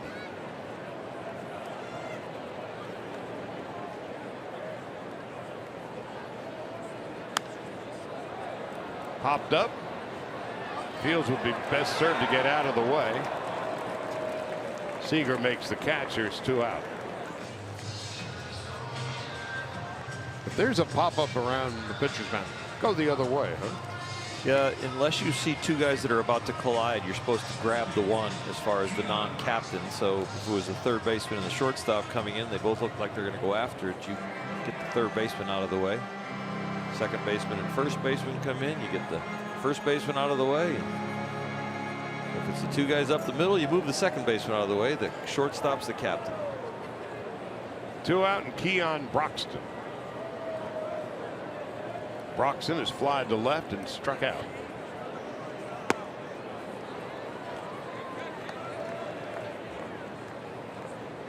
Broxton leads the National League, having been struck out 75 times.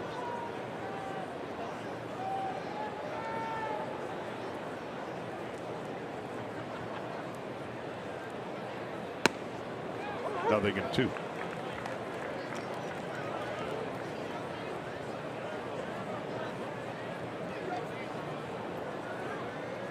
Broxton struck out 88 times last year in 207 at-bats. Well, he strikes out for the 2nd time today. He has been fanned 76 times in 177 at-bats. So Fields retires the Brewers in order.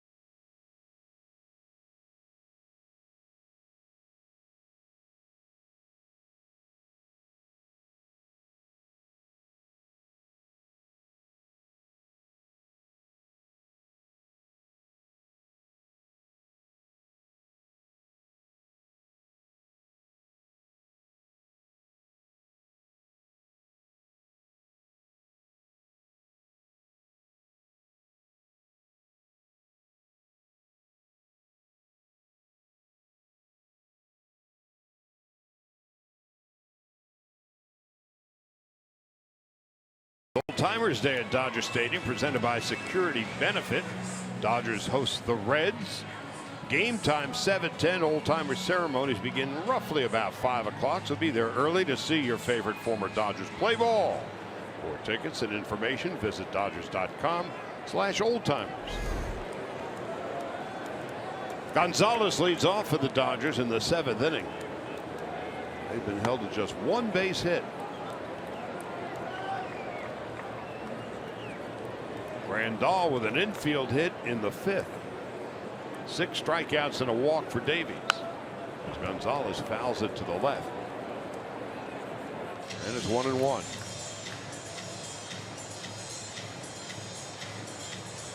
Coming into the game, opponents were hitting .309 against Davies. He had an ERA of over 5. Today's performance,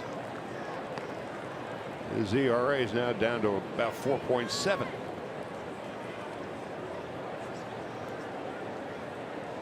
Dodgers have not had a runner reach as far as second base. There's a base hit for Adrian Gonzalez, leading off the 7th. Only the second hit by the Dodgers, and finally they got a leadoff guy on off of Davies. Davies has one of the worst batting averages against the leadoff hitter of innings, over 400 before this game started, but he's done a nice job here today.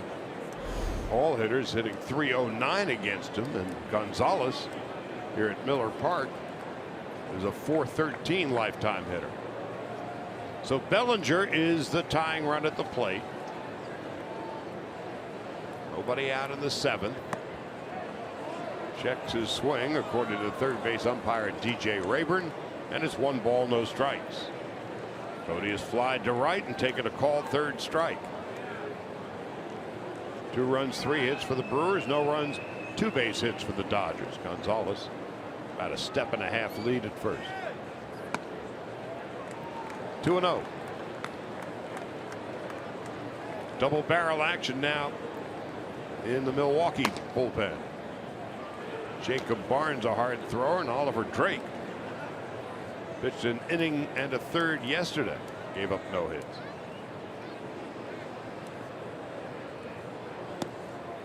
Now it's 3 balls and no strikes. Pena's going to go out and try to settle the rattled nerves of Davies.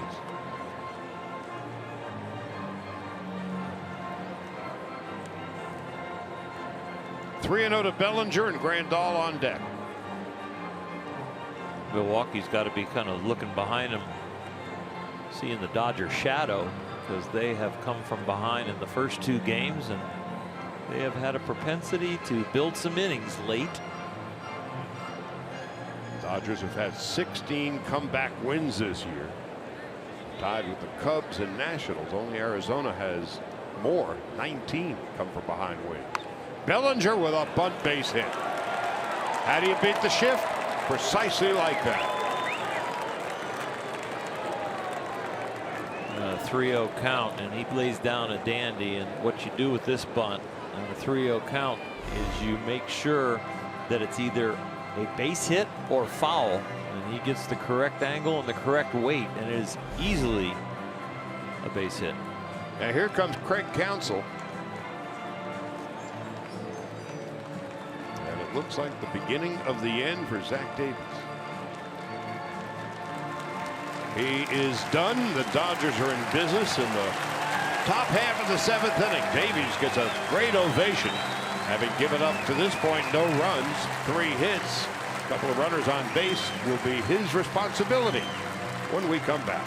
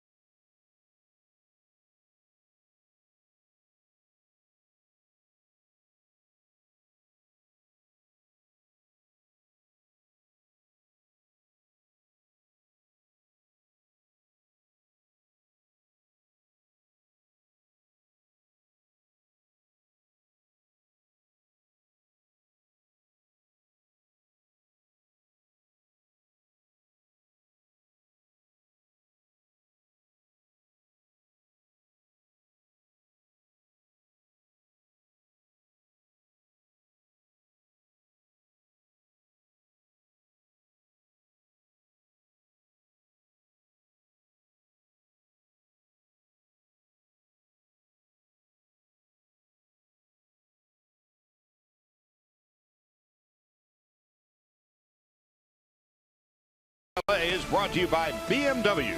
See a Southern California BMW Center today for exceptional offers, or visit SoCalBMW.com. Zach Davies, his best performance of the season, 6+ innings to this point, no runs, 3 hits, 6 strikeouts, and a walk. And now pitching is a fellow that sounds like he just came from the Knights of the Round Table. Oliver Drake, his 27th appearance, 2-1, an ERA of 5.25, and opponents hitting .283 against him. Here is a switch hitting Yasmani Grandal, who is 1-for-2.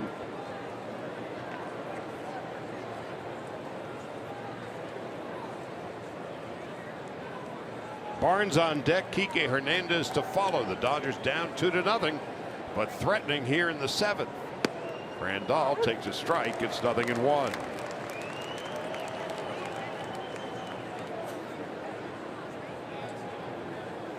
Grandal this year .256 with runners in scoring position. And .302 against right-handed pitching. Taking outside, 1-1.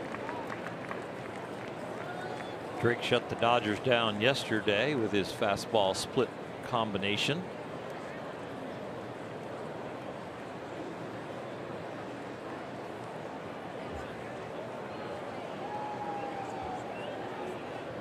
Grandal has 6 home runs.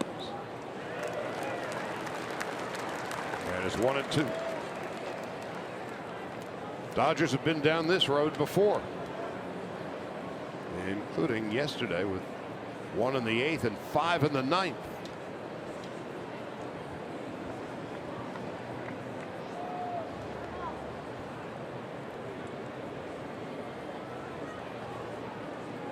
And the Brewers have had the lead in 48 of their 56 games this year. And when all is said and done, they're 28-27. Check that, 29-27. Grandal takes one in the dirt. Not far enough for Gonzalez and Bellinger to advance.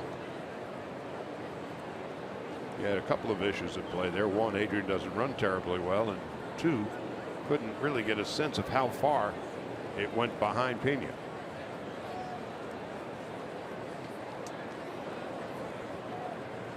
And you can't be gambling outs at this point in the game. Grandal, 2 balls, 2 strikes. To short. There's 1 and 2.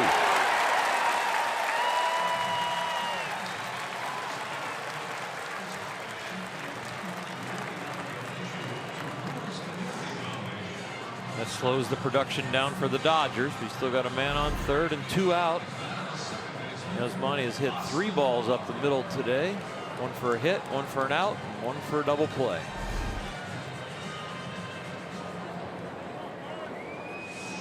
Well, Counsell gets what he wants out of Oliver Drake. Austin Barnes is due up. And Counsell is about ready to make a double switch.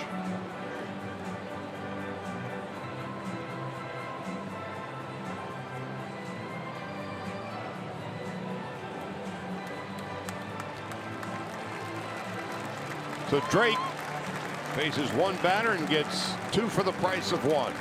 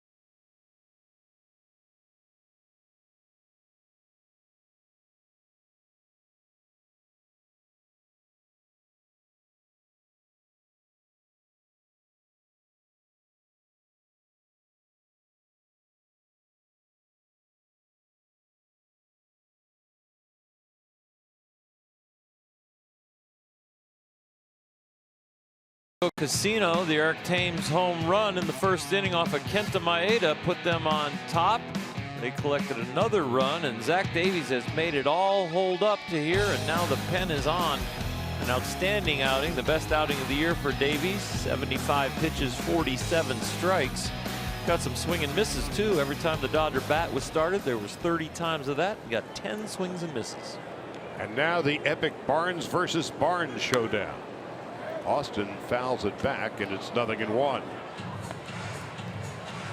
Barnes is 0 for 2 today.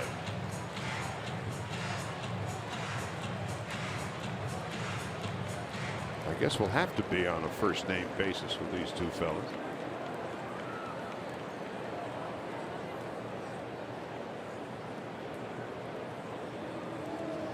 Jacob to Austin. Into right center field. And Santana in the shadow before he gets to the sunlight. Barnes retires Barnes. 7th inning stretch. Brewers 2-0.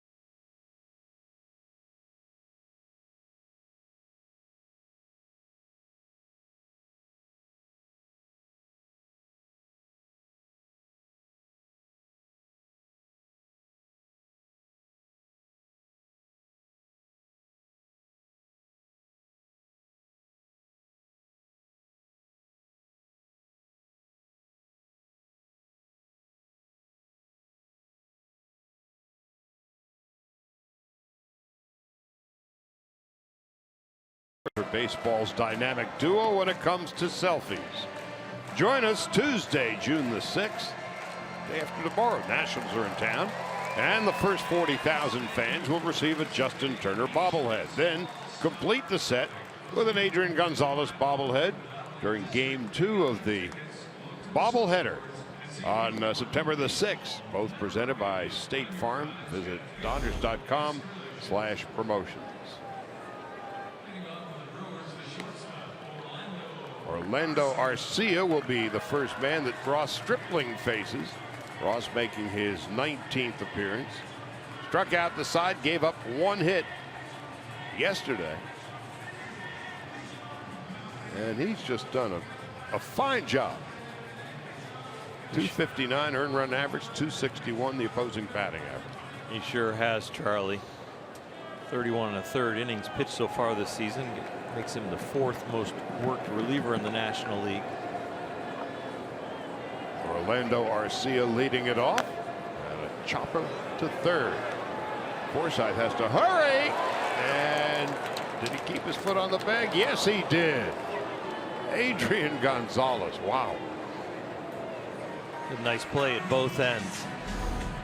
footwork of charging this ball by Forsythe. When Justin Turner gets healthy, he'll be over to second base, but playing third very well right now. And Adrian Gonzalez during this series has had some very nice footwork over there, showing his dance moves. Now Hernan Perez is going to pinch hit for Jacob Barnes.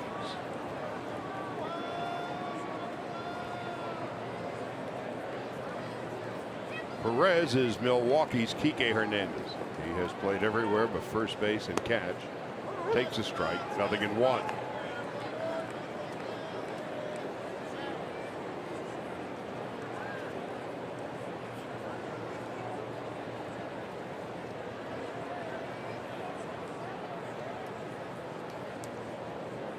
Now Perez squares. Now sooner or later, next week to 10 days more than likely, Justin Turner returns to the Dodger lineup. How will that impact the rest of the infield along? Well, he's going to certainly be right there at third base again. That means Logan Forsythe primarily will move to second base. Chris Taylor will spell both Justin Turner at third and, of course, Logan Forsythe at second base. But Dave Roberts said, you know what, he's going to get the majority of playing time, Chris Taylor I'm talking about, in center field. So when Jock Peterson does go out on his rehab assignment and returns to the team, it does not automatically mean that Jock Peterson will take over again in center field. The way that Chris Taylor has been playing, it is very difficult to take that bat out of the lineup. Especially with 7 home runs, 23 runs batted in, and a couple of grand slams. 1 ball, 2 strikes, and Perez pokes a base hit into center field. A 1-out single, a pinch hit single for Hernan Perez.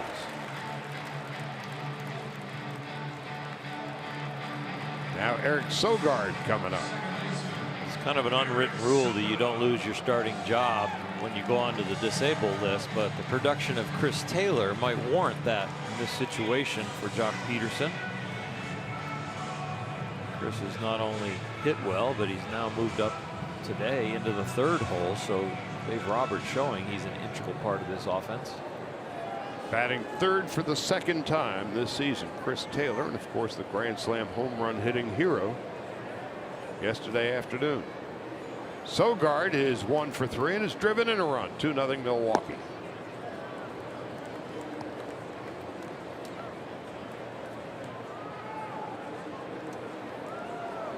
$30,330 watching this one.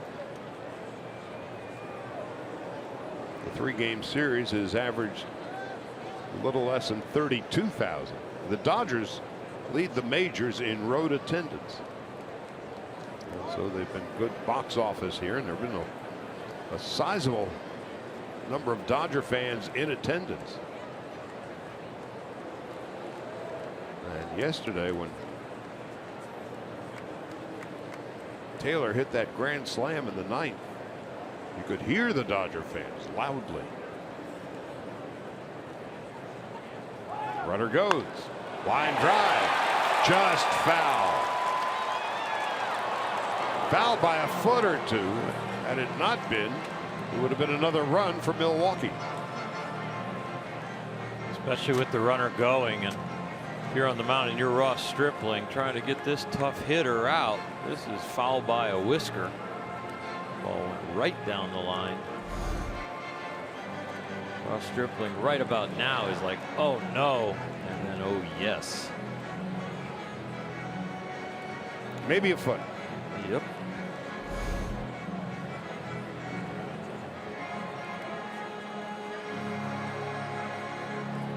Eric Thames is on deck.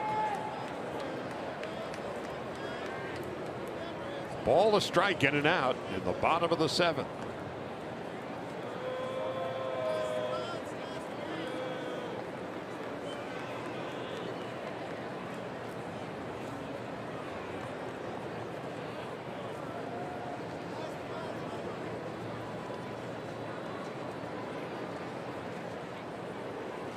Perez has 2 stolen bases in 3 tries.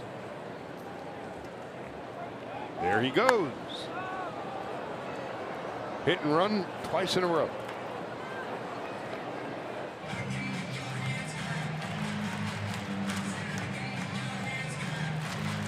Grandal has thrown out 11 of 25.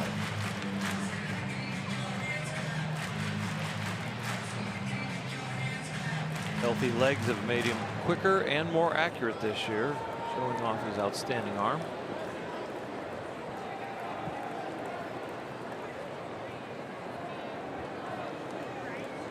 One ball, 2 strikes, and 1 out.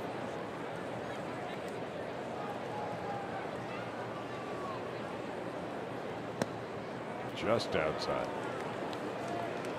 It's really hard to strike out Eric Sogard, although he took a called 3rd strike in the 1st inning. But he taxed Kenta Maeda's right arm for 9 pitches. Sogard was struck out for just the 4th time this year, and he's walked 14 times.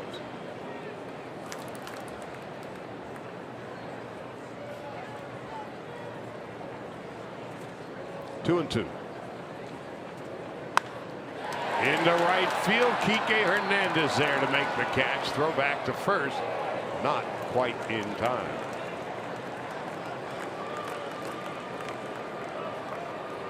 Now it's time for the top tier play of the game, brought to you by Arco. In the 1st inning, Eric Thames, his 15th home run of the year. Thames, of course, in April hit 11, and now 4 since. He's 1 for 3, hitting .273.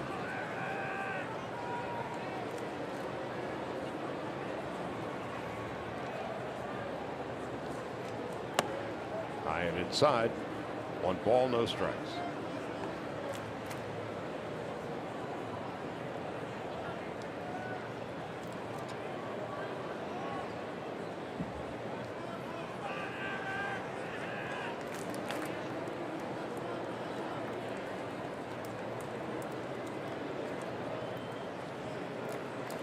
Aguilar on deck, and the pitch.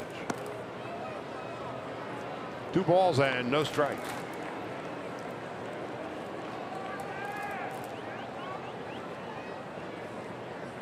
We're in the bottom of the 7th. Brewers 2 runs and 4 hits. The Dodgers no runs and 3.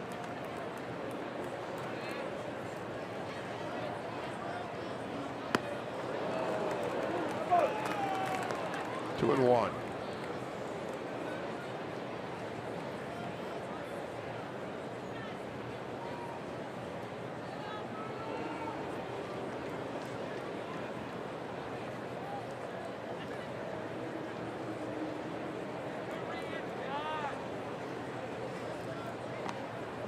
Right side of the field completely now in shadow.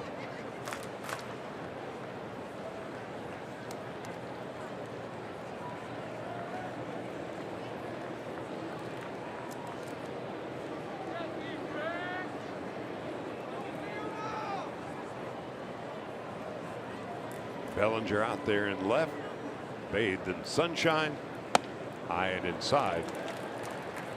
And it's 3-1 Eric Thames.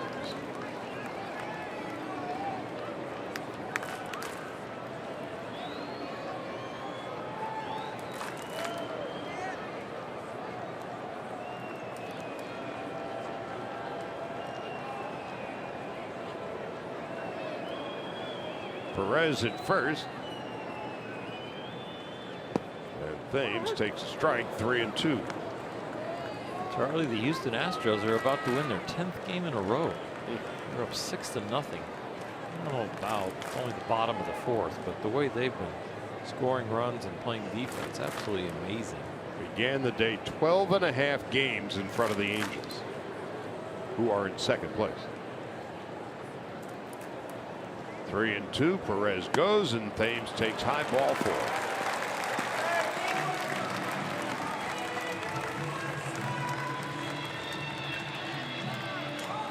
Springer is doing really well over there in Houston, and so is Altuve, and their shortstop Correa is absolutely amazing force in that lineup. A couple of years ago, when they were in that massive rebuilding mode, and GM was saying, we will trade anybody over 5 feet 5 inches. Altuve wasn't going anywhere.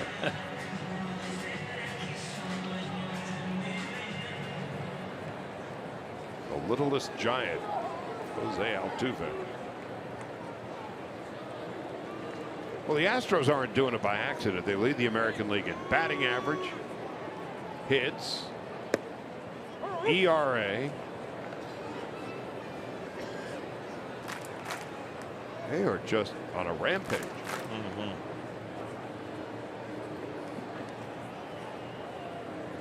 The Battle of Texas with the boot.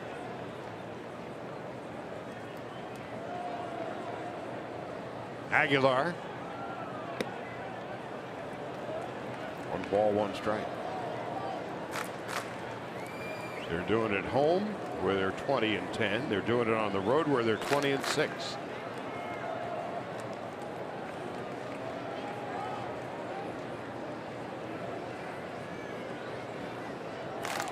You can have anybody over 5 feet 5 inches.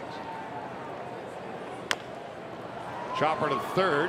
Forsythe goes on to first, and that's going to do it. Dodgers are down to their final 6 outs. They've got Kike Hernandez leading off in the 8th.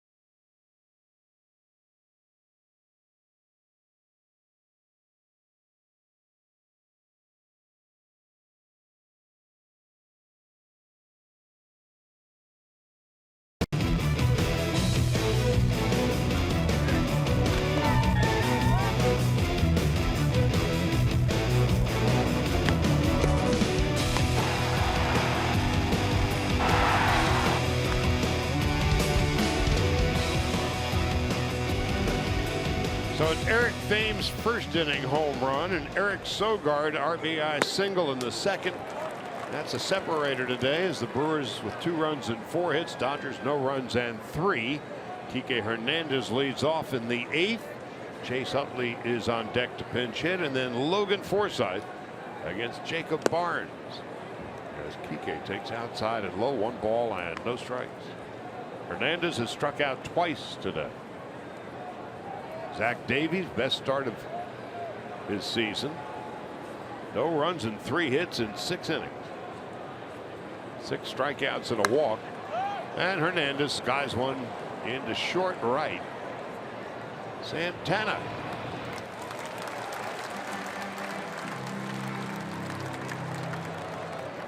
One out, and Chase Utley coming up.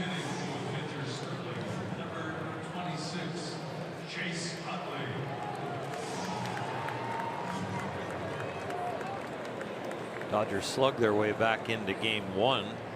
Kershaw start where Yasmani Grandal hit the game tying home run in the 9th and Bellinger hit the one in the 12th.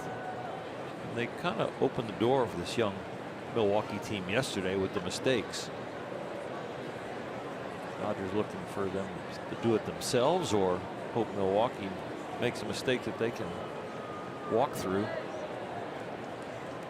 Utley in his career 314 against the Brewers. And here at Miller Park, 344. 1 out, nobody on in the 8th. Outfield straightaway.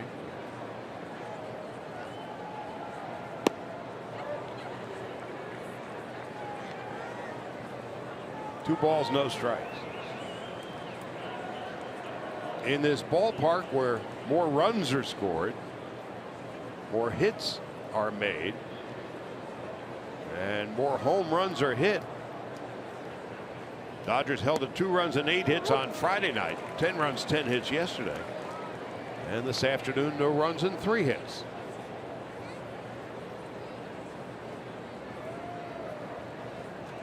Miller Park, which opened for business in 2001. It has really aged gracefully. It's a beautiful ballpark. And you're guaranteed you can play every day with the retractable roof. And early in spring, when it's in the 40s and there's snow outside, they play ball. 3-1 to Utley. 1 out, nobody on in the 8th.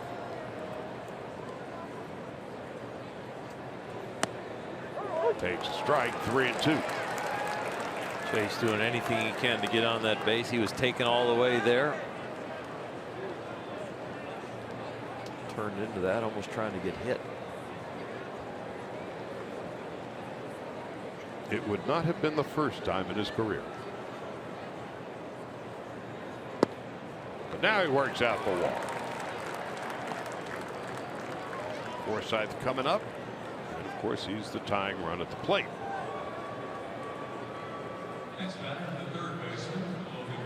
Just a second walk given up by Brewer pitching this afternoon. Looking for some late inning heroics. Been there, done that. Dodgers, of course, were down into the 8th inning yesterday, scoring 1 in the 8th and 5 in the 9th. And Forsythe takes a strike, 0-1. Logan today is 0 for 3, got a board on an error, it's bounced to short, and has been struck out.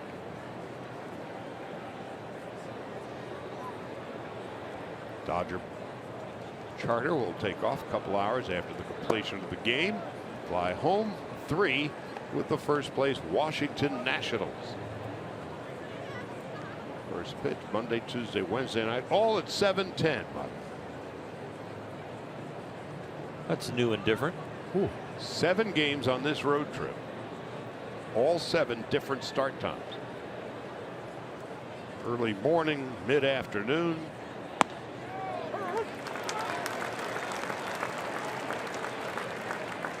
Talking to Utley today in the lobby. I asked him, do you know what time it is or what city you're in? None of the above. We're all such creatures of habit.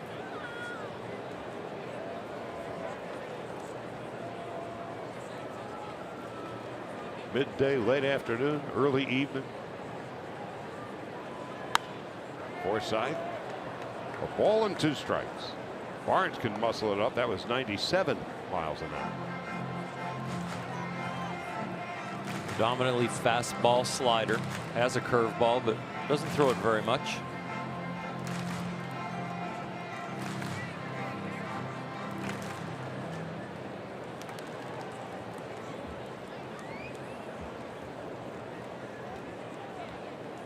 Barnes, a 14th round pick of the Brewers back in 2011. Forsythe stays alive. Jacob Barnes, born, raised, and still lives in St. Pete. 6'2", a solid 2 1/4. You must have grew into this body, because there's no way you'd be a 14th round draft pick throwing 98 miles an hour. Velocity must have come late. 2-2, 97.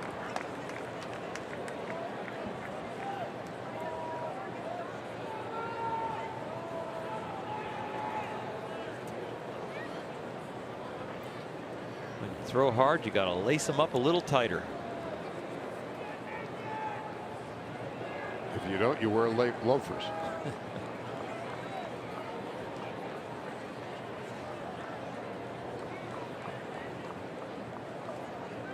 Two and two to Forsythe. Utley leads from first. Did he go around? Punched out by Jim Wolf. 2 out.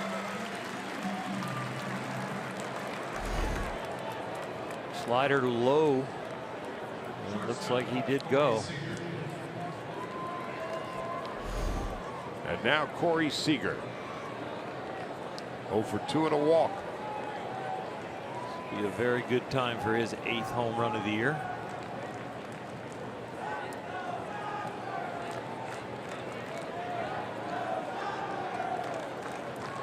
One for 9 against Milwaukee.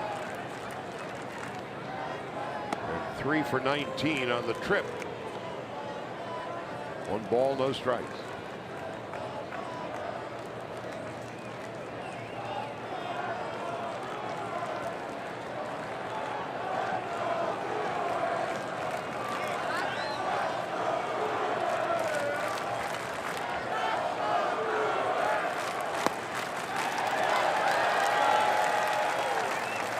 You can hear a lot of Dodger fans among the 30,000 here at Miller Park today.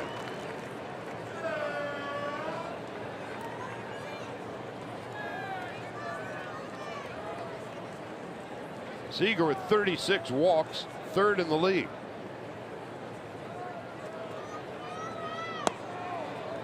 Two and one.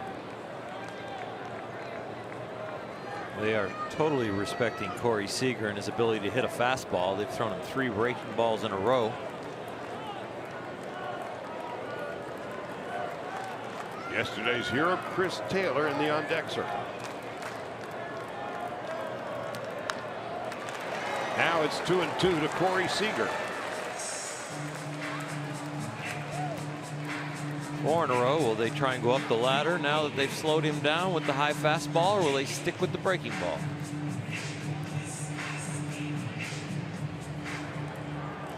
Corey's hoping they make a mistake. 2 balls, 2 strikes, 2 out. Utley with good speed at first. Ball, strike 3, and that's going to do it. So Barnes walks 1, strikes out 2, and the Dodgers have 3 outs left. As we go to the bottom of the 8th, Brewers 2 and the Dodgers nothing.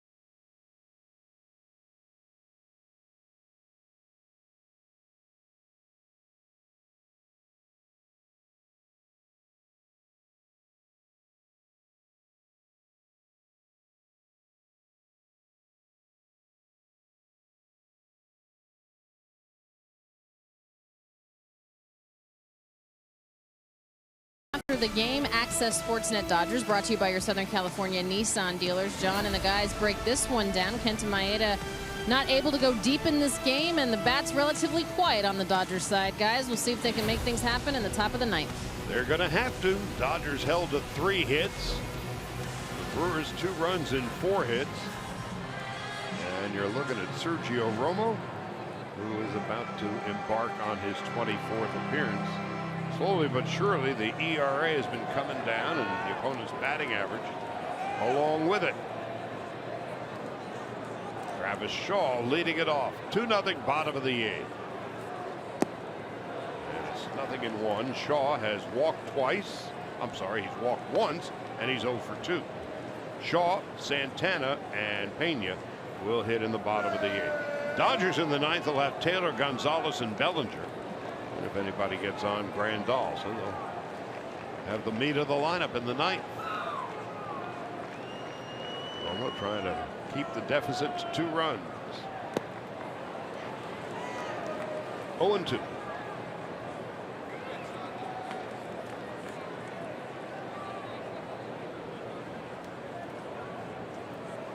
Sergio's ERA is coming down with him widening his pitch selection away from the slider and more changeups and fastballs mixed in.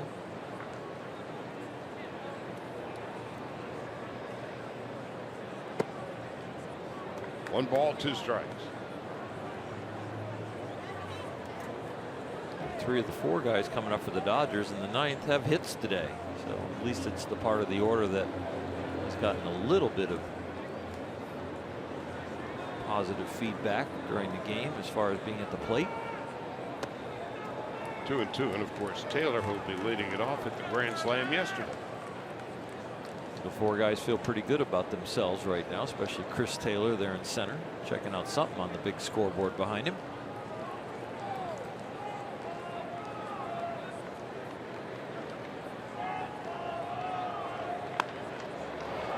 Watch out.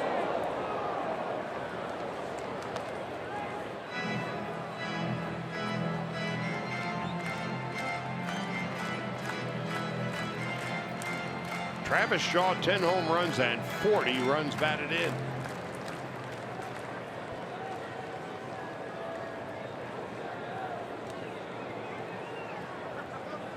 And 294. Just missing outside. Works the count full.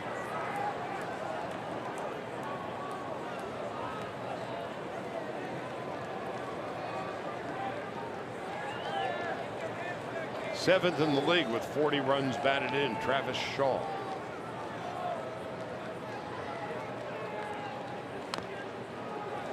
We'll see another pitch.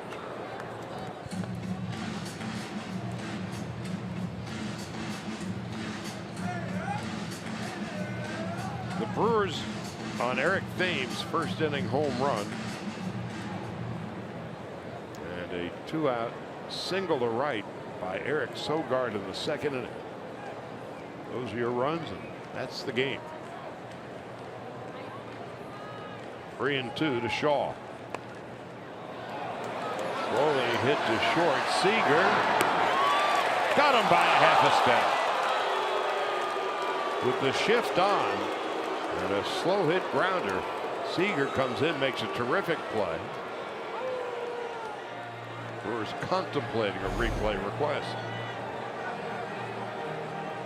That ball is a cue shot off the end of the bat. Good hustle, and now Seager showing off the range and the arm.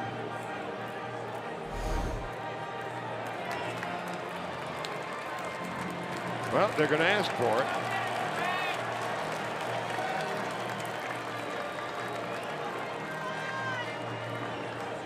At this stage of the game, why not?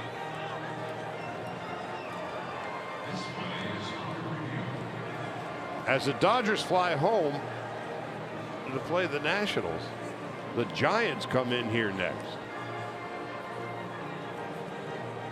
And they've got a 4-game series with San Francisco. Jim Wolf, Sam Holbrook, and this is what they're looking at in New York.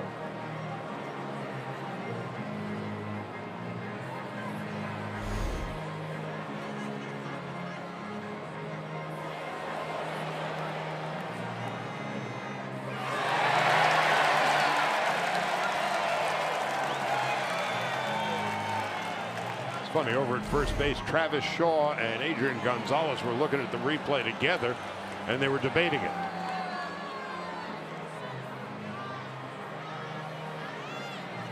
Well, looks like he might have beaten it. Call on the field is out. They're going to have to determine whether the spike counts as touching the base, maybe. He's inside an inch. Bang, bang. Then there's that dramatic moment when the umpires reach for their headsets. And here it is. And he is out. Gonzalez wins the debate with Shaw. Not enough evidence to overturn it.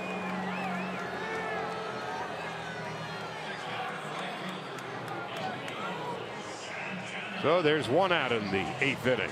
Domingo Santana coming up.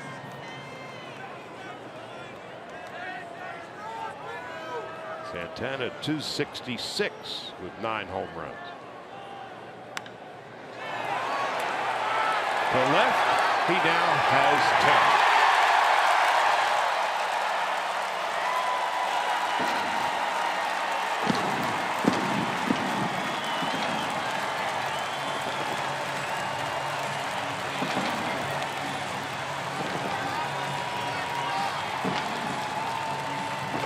Take a look at the Carl's cam of this replay. His second in the series. This one on a slider. One the other night was on a fastball in the inner half. Doesn't get this one quite like he did in game 1, but he gets enough of it. That's your Carl's cam replay of Mr. Santana's home run.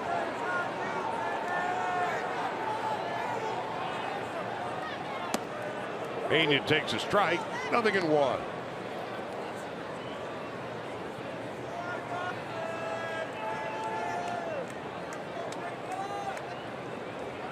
Pena 0 for 2 and a walk.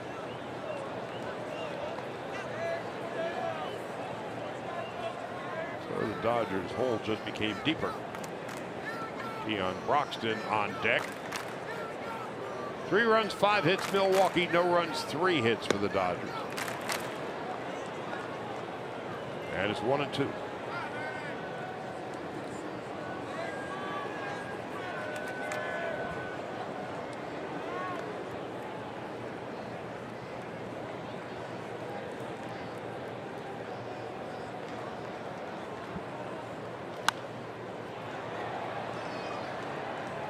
The home run served up by Sergio Romo.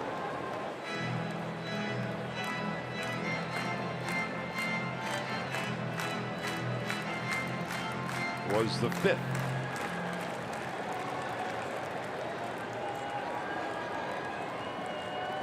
Santana and Arcia chatting in the dugout. Swung on and missed, strike 3. Pena down.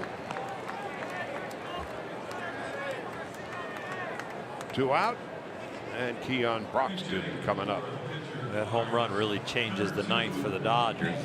Of course, the ease of getting one guy on and then bringing the tying run to the plate. A lot different than having to bring 2 guys up there so that you can get the tying run to the plate.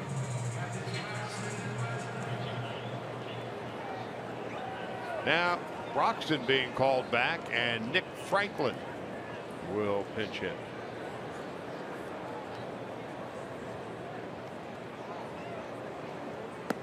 And he takes the low one outside. 1 ball, no strikes.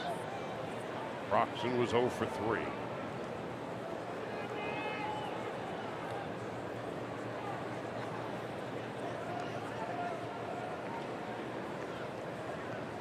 Nick is 12 for 66. He's a switch hitter, and he takes a strike. 1-1.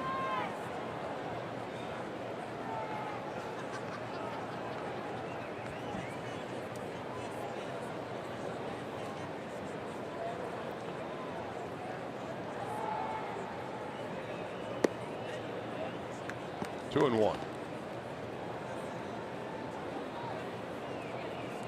Last licks for the Giants in Philadelphia. Phillies have a 9-7 lead.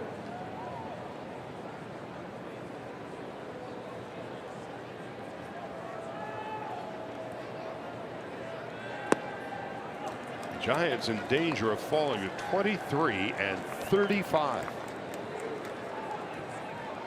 This time a year ago, the Dodgers were 30-27, trailing the Giants by 4.5 games.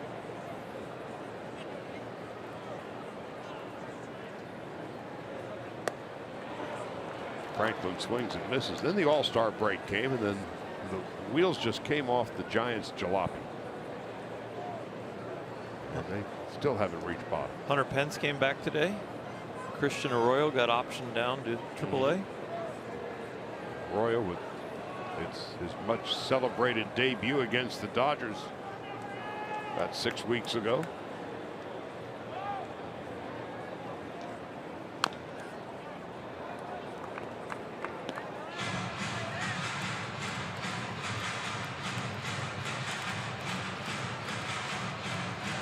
Rockies and Padres scoreless in the second in San Diego.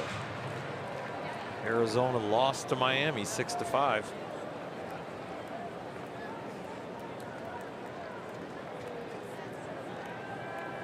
Day began, the Dodgers a half in front of Colorado, a game and a half in front of the D-backs. Franklin fouls it off.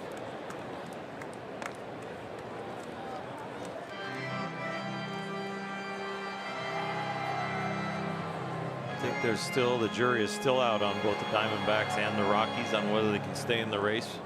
No one talks about the Dodgers as if they can't stay in the race or won't be on top. In search of their 5th consecutive Western Division title. 3-2.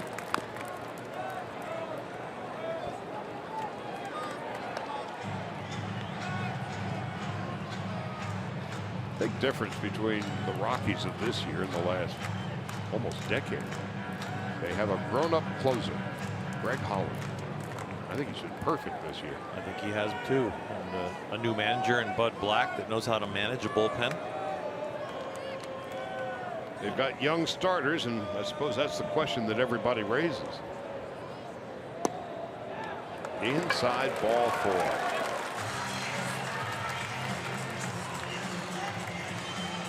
This is borderline, and I thought it was a strike. Just Yasmani had to reach across, so maybe it fools the umpire. Yeah, PitchCast has got it as a strike.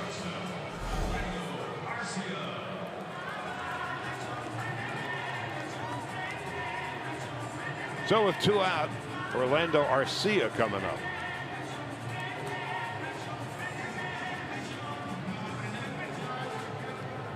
Arcia today grounded out and struck out and hit by a pitch.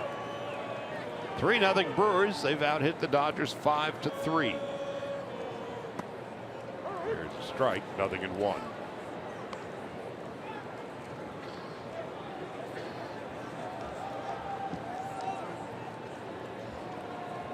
Next 3 games with the Nationals will be a very interesting test. Another measuring stick for the Dodgers and for the Nationals.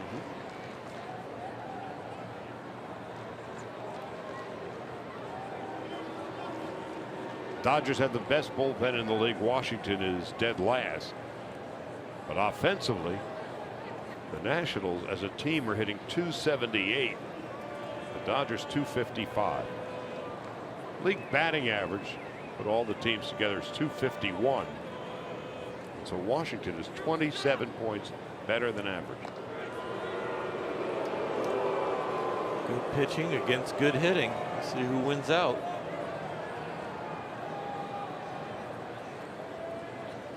Nationals lead the league in on base percentage and home runs.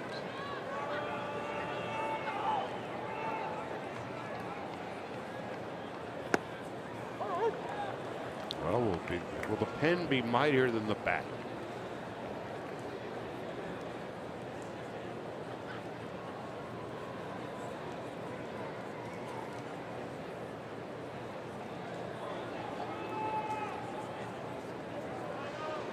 Nothing in 2.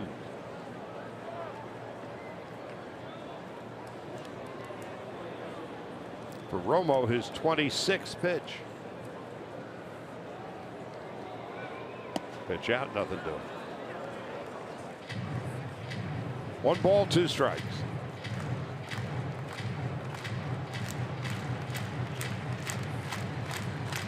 Hernan Perez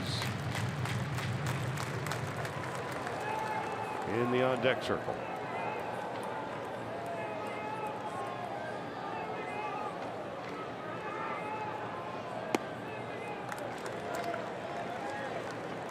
Romo having a rugged inning.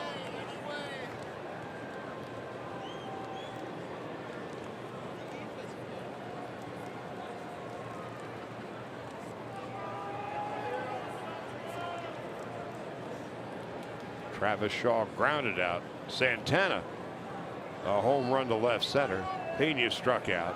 Franklin walked, and there he goes. A pitch gets past Grandal. Franklin slides into second base.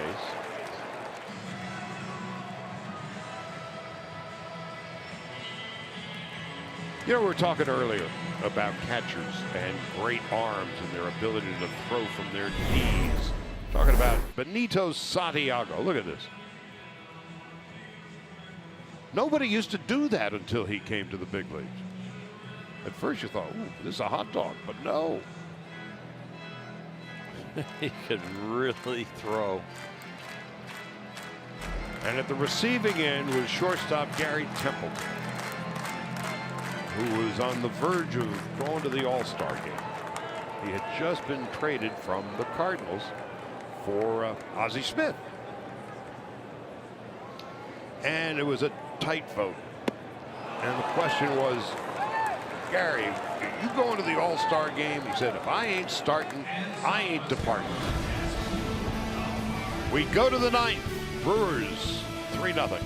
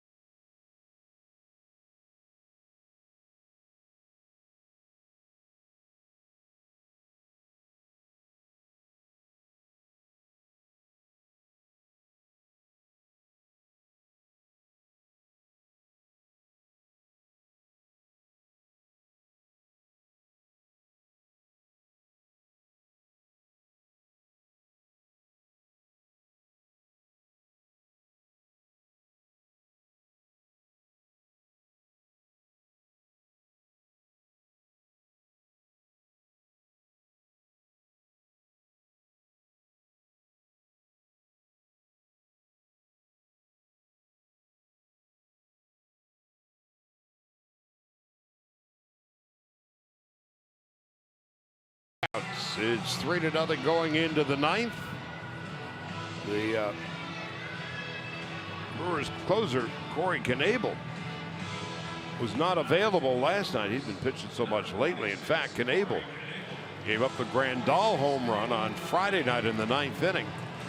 It would send the game into overtime, and of course that would set up Bellinger's heroics in the 12th. Knebel, this is his 29th appearance, a 1.33 ERA, and opponents are hitting just 161 against him. He's having a tremendous year. A very tough competitor with really good stuff right now.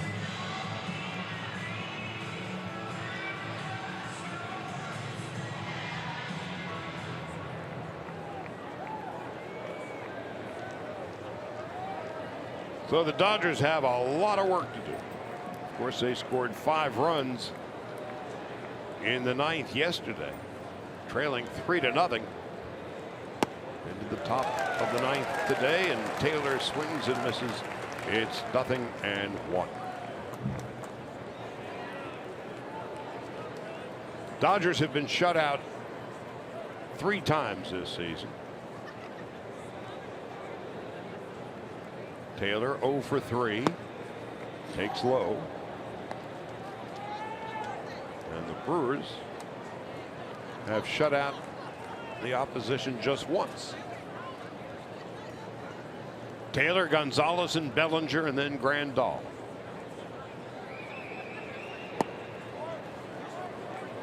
Two balls and a strike. So with Knebel falling behind 2-1, there's a murmur inside Miller Park.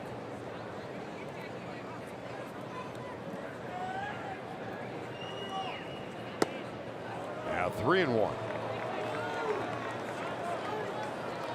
Boy, does that Santana home run loom large right now? 3-1 count in the ninth. You'd only be down by 2. Gonzalez is next. And it's 3-2. Chris Taylor.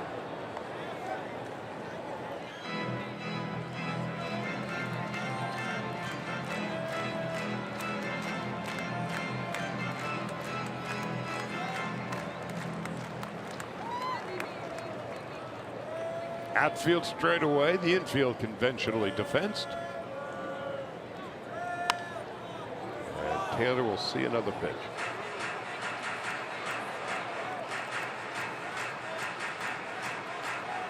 Chris at 327 home runs and 23 runs batted in. A real breakout season.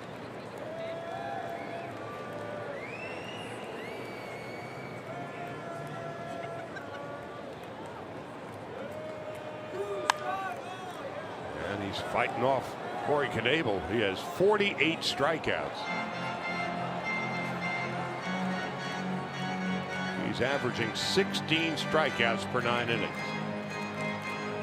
He's made 28 appearances. He's had at least one strikeout in every one of them.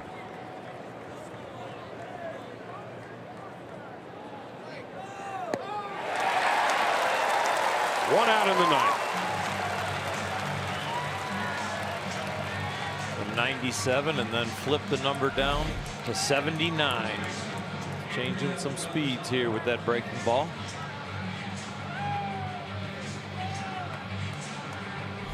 Dodgers down to their final 2 outs.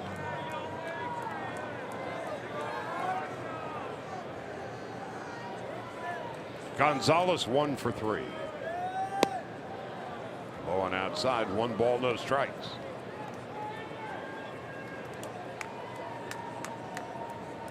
Bellinger on deck. A Thames home run in the first, an RBI single for Sogard in the second, and Santana's home run in the 8th.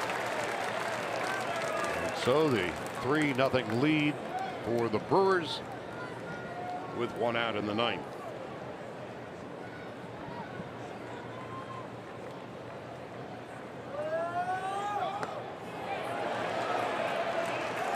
Now it's 1-2.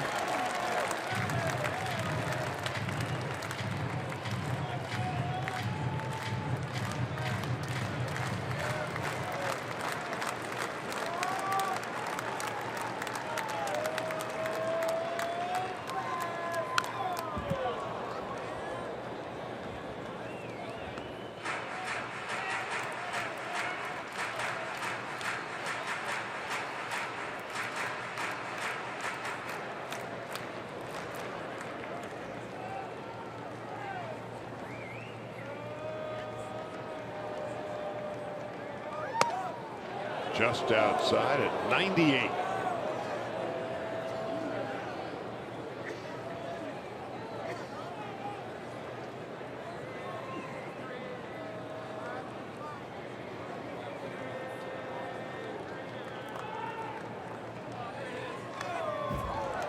Knebel came over from the Texas Rangers in 2015. Essentially for Giovanni Gallardo and some money. There were a couple other players involved, but those were the 2 headliners.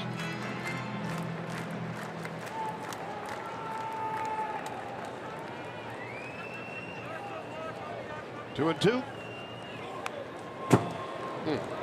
Good piece of hitting by Adrian. The same curve ball that struck out Chris Taylor. He's able to stay on right there and fight off.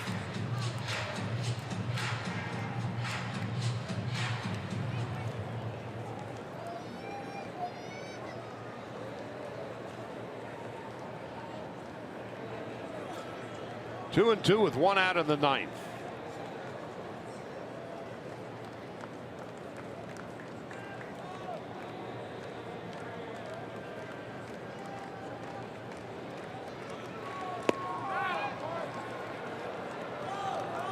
Gonzalez stays alive. 3-2.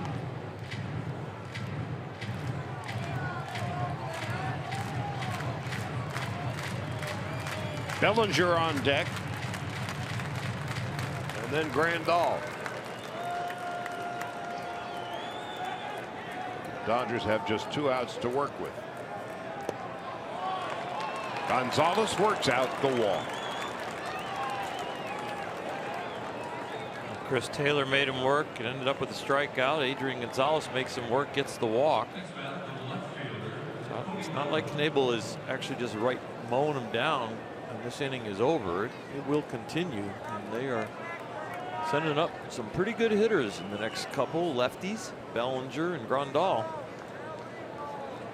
And Austin Barnes after that, should the inning keep going.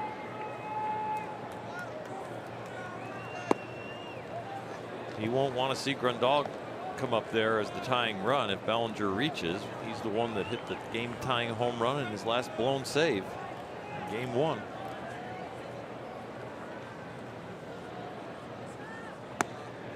One ball and 1 strike to Cody Bellinger. Dodgers will next see the Brewers at the end of August. 3 games at Dodger Stadium.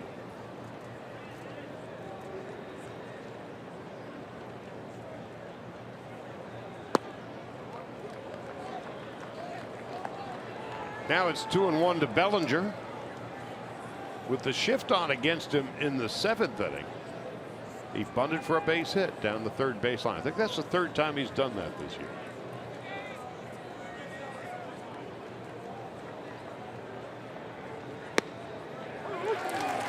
Now it's 2-2.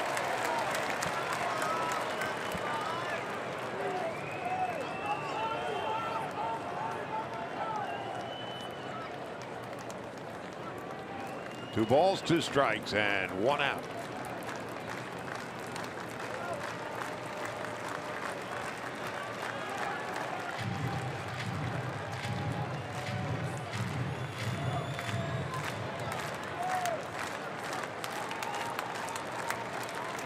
Two and 2. Gonzalez leads from first, and Bellinger has gone around, and he's done.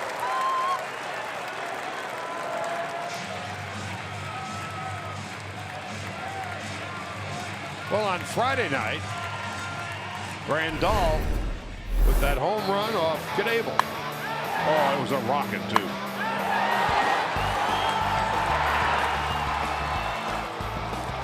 Sixth home run of the year, 5 from the left side of the plate.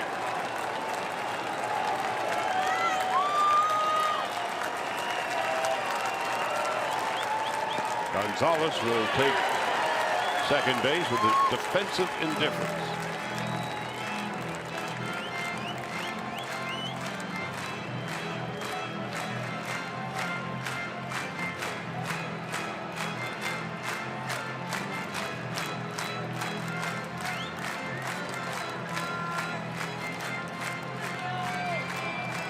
Just when you think you have this game figured out. The Dodgers 10 runs, 10 hits yesterday. No runs, 3 hits today. Facing a starter with an ERA of over 5. And a batting average of against over 300.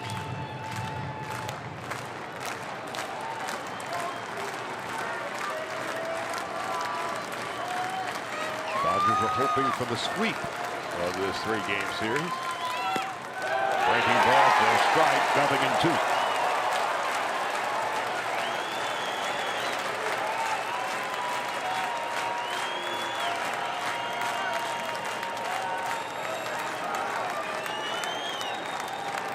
No balls and 2 strikes.